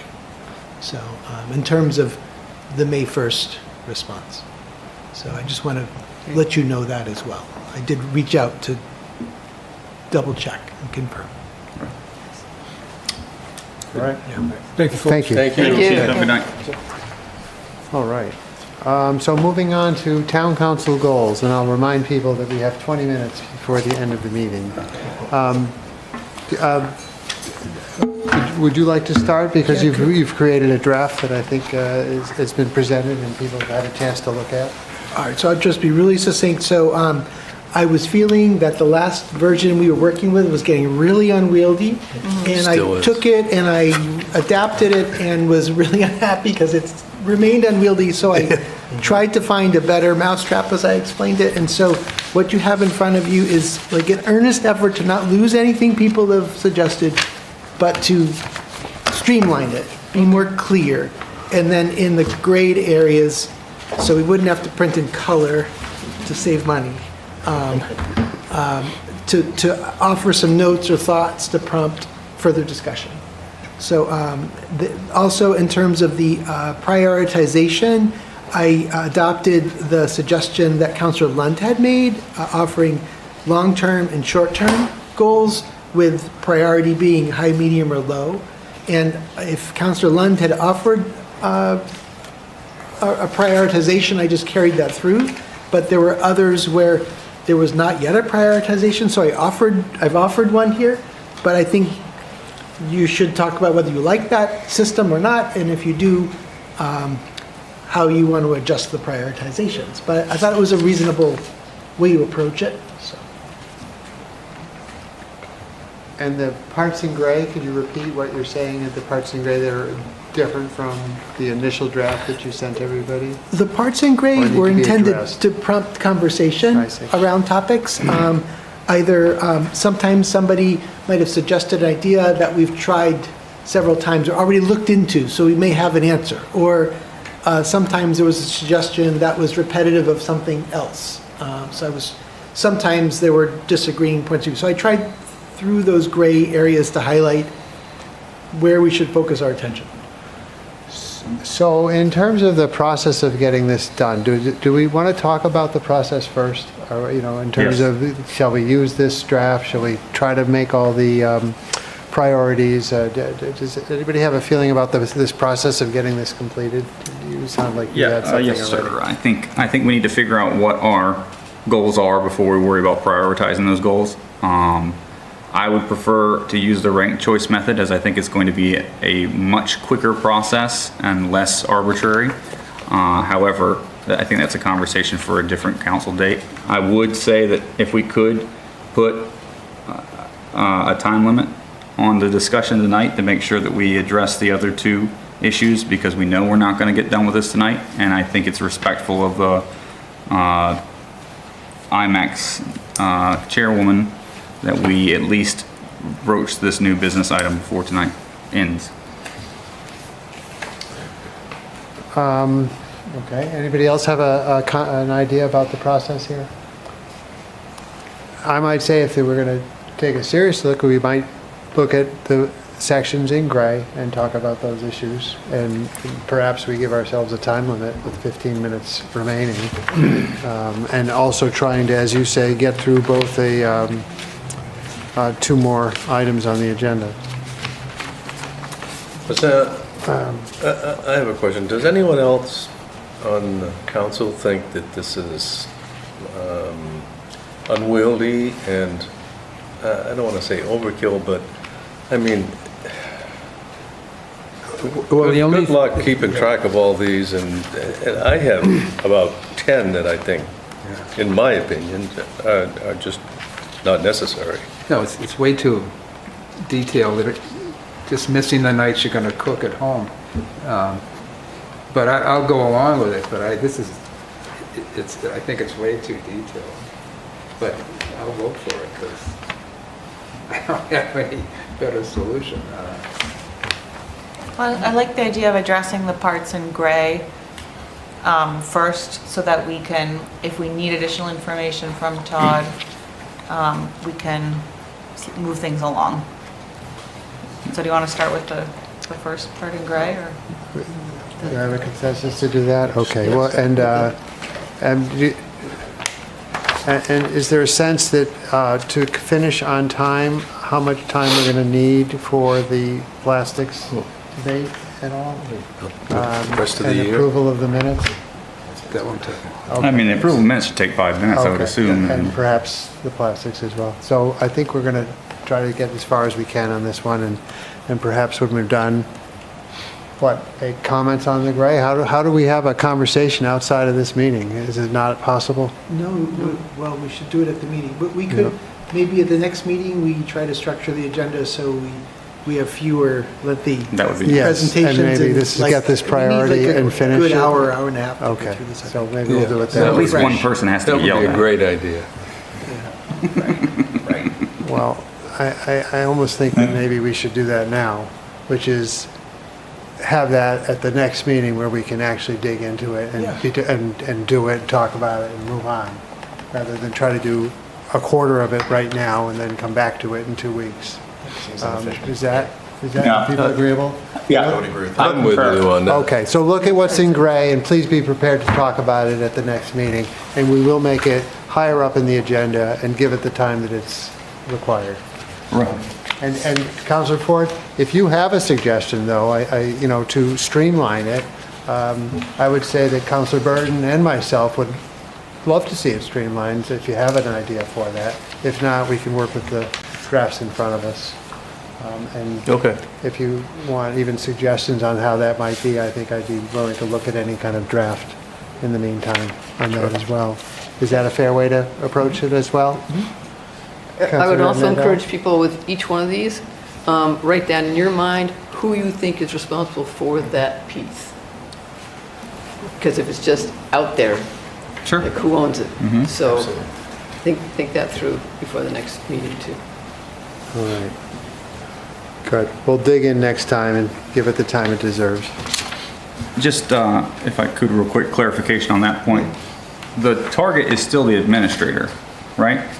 And we're visualizing who owns the space to accomplish the task, but the administrator is the task assigner, correct?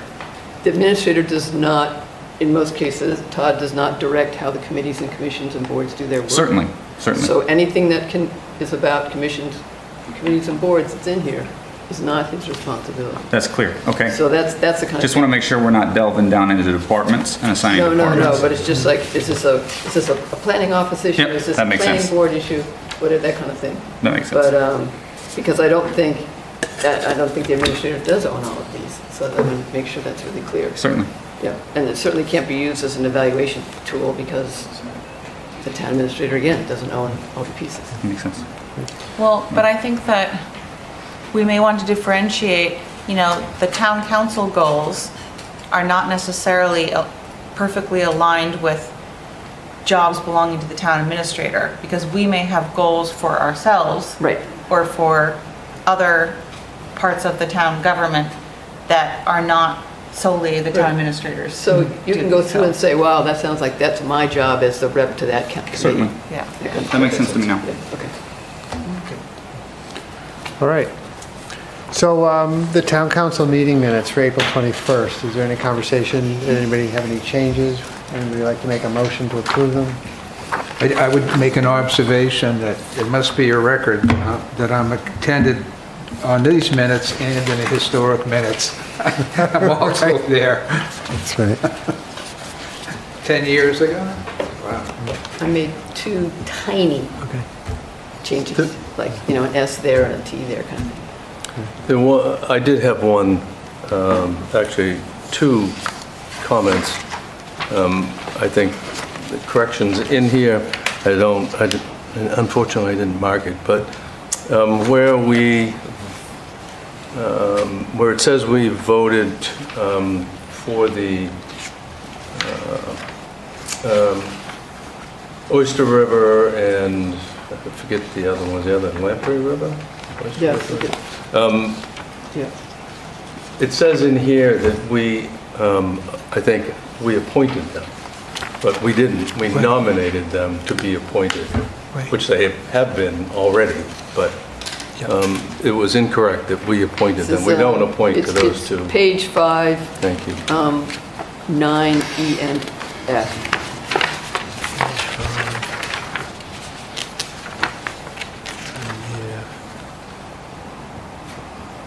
Lines 29 to 34.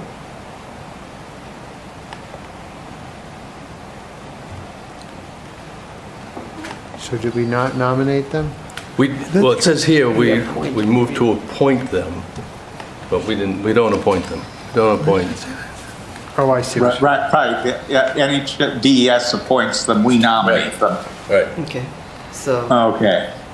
So in that case, I will move that the Durham Town Council does hereby approve the Town Council meeting minutes for April 21st, 2025 as amended. I'll second. Second, thank you. Any further discussion? I just want to say I think that Jane Murphy is a very gracious and great note taker. Yes. Yes. Yes, she is. Counselor vote. Robin vote aye. M. Friedrichs, aye. Joe Friedman, aye. Sally Dell, aye. Wayne Burton, aye. Harold Ford, aye. Curtis Raster, aye. Eric Lund, aye. Thank you. And lastly on our agenda is the resolution based on what we heard earlier today on single-use plastics. Would anyone like to make there's a suggested motion? Would somebody like to make that motion?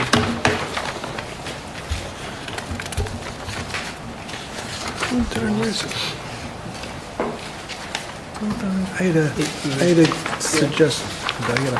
I'll go ahead. Okay.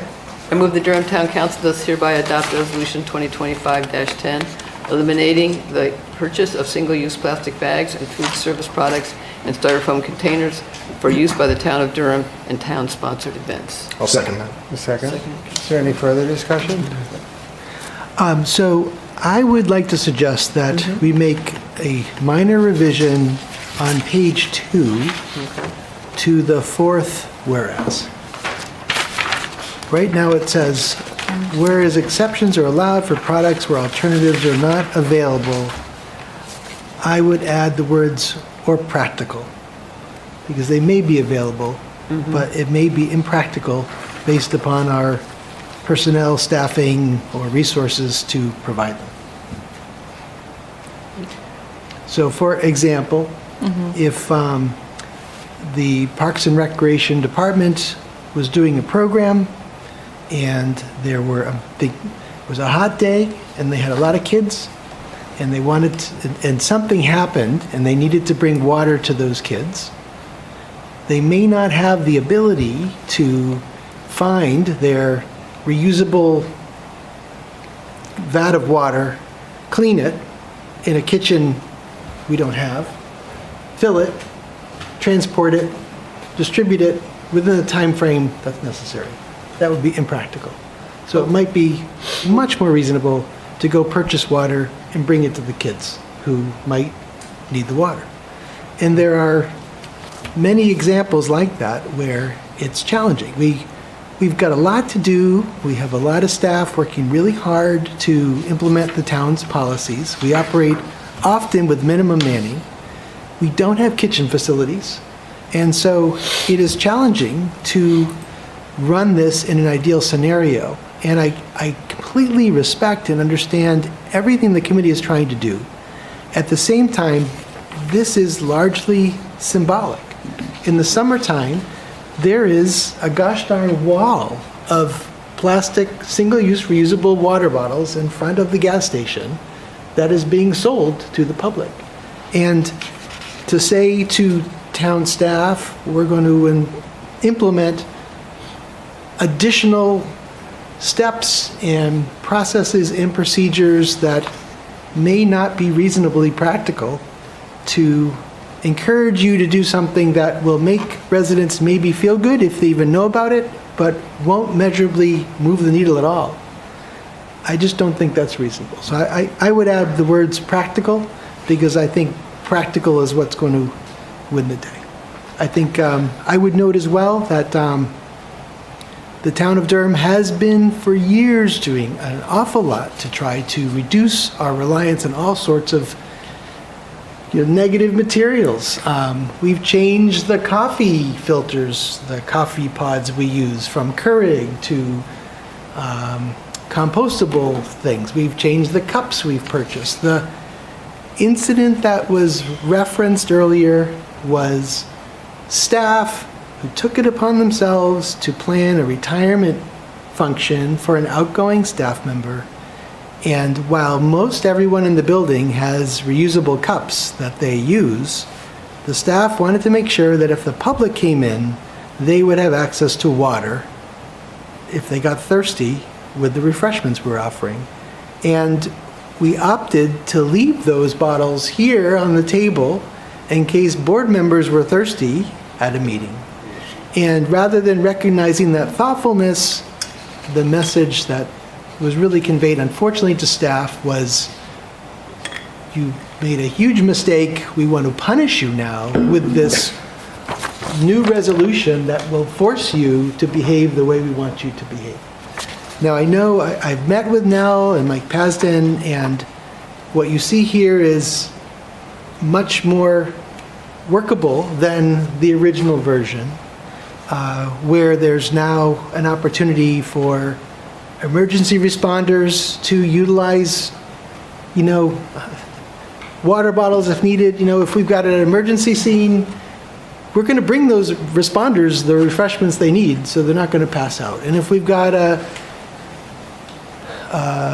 shelter set up, we may not be able to get ideally what we want, and we're going to get what we have to get and bring it to them. That's just what we'll do. And there are provisions for that now. There are provisions for staff who bring things. But what we don't want to do is make sort of criminals out of well-meaning, hardworking staff. And again, I think the insertion of the word practical would address this.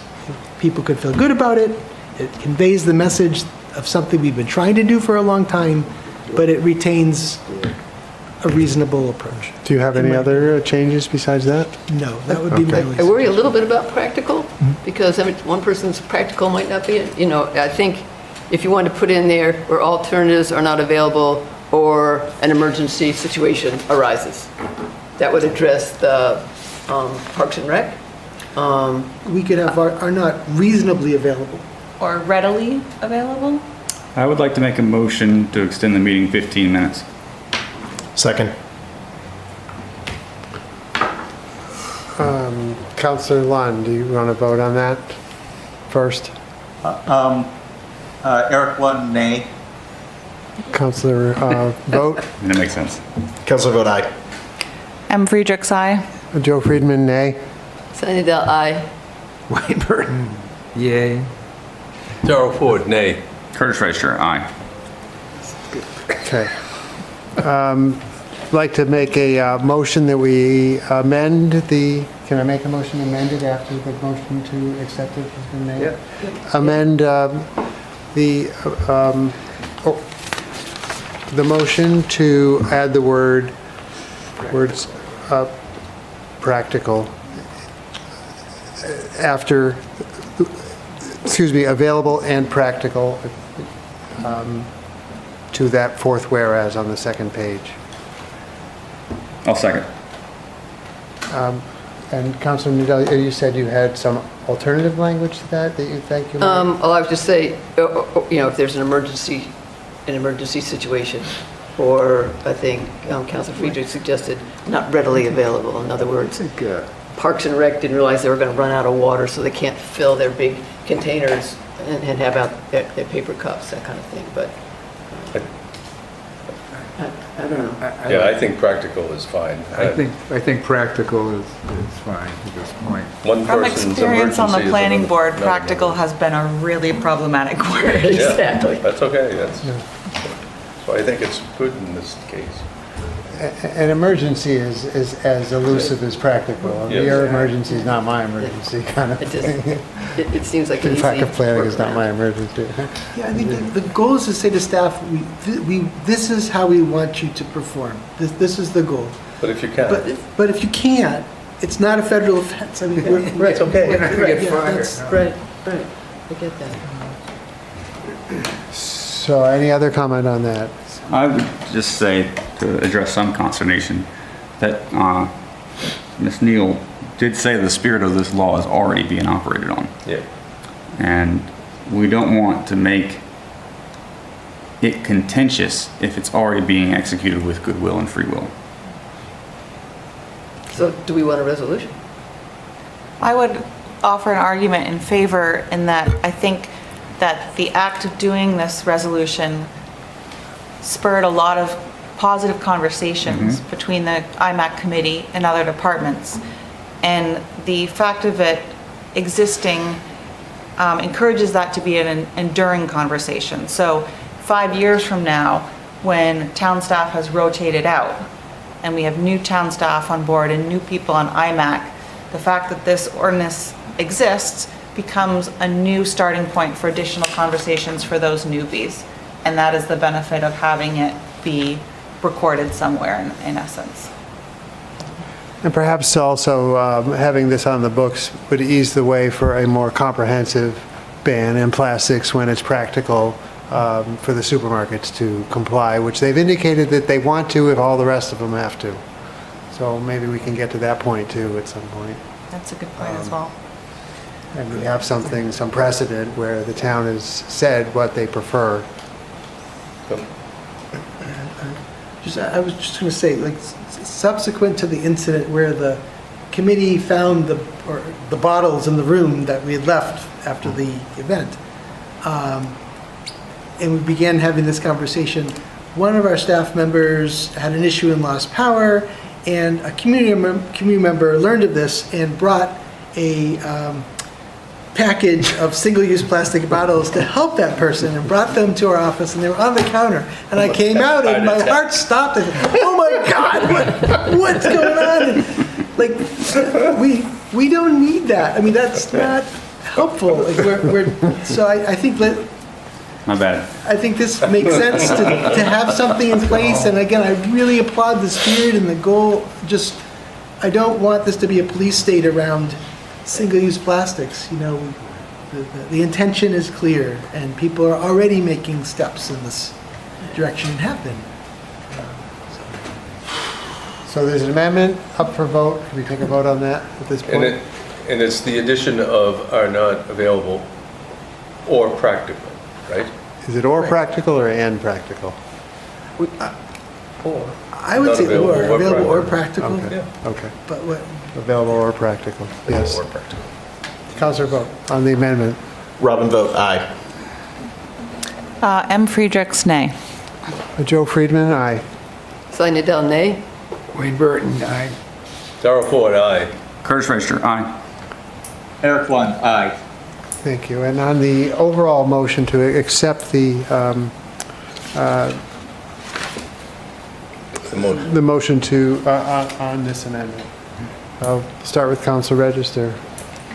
For accepting Resolution 25, TAC 10, Yes, as amended. Curtis Register, aye. Darrell Ford, aye. Wayne Burton, aye. Sunny Del, nay. Joe Friedman, aye. M. Friedrichs, aye. Robin Vogt, aye. Eric Lund, aye. Thank you. Go to sleep, Eric. Eric, thanks so much for hanging with us. Yeah. There being no further, Motion to adjourn.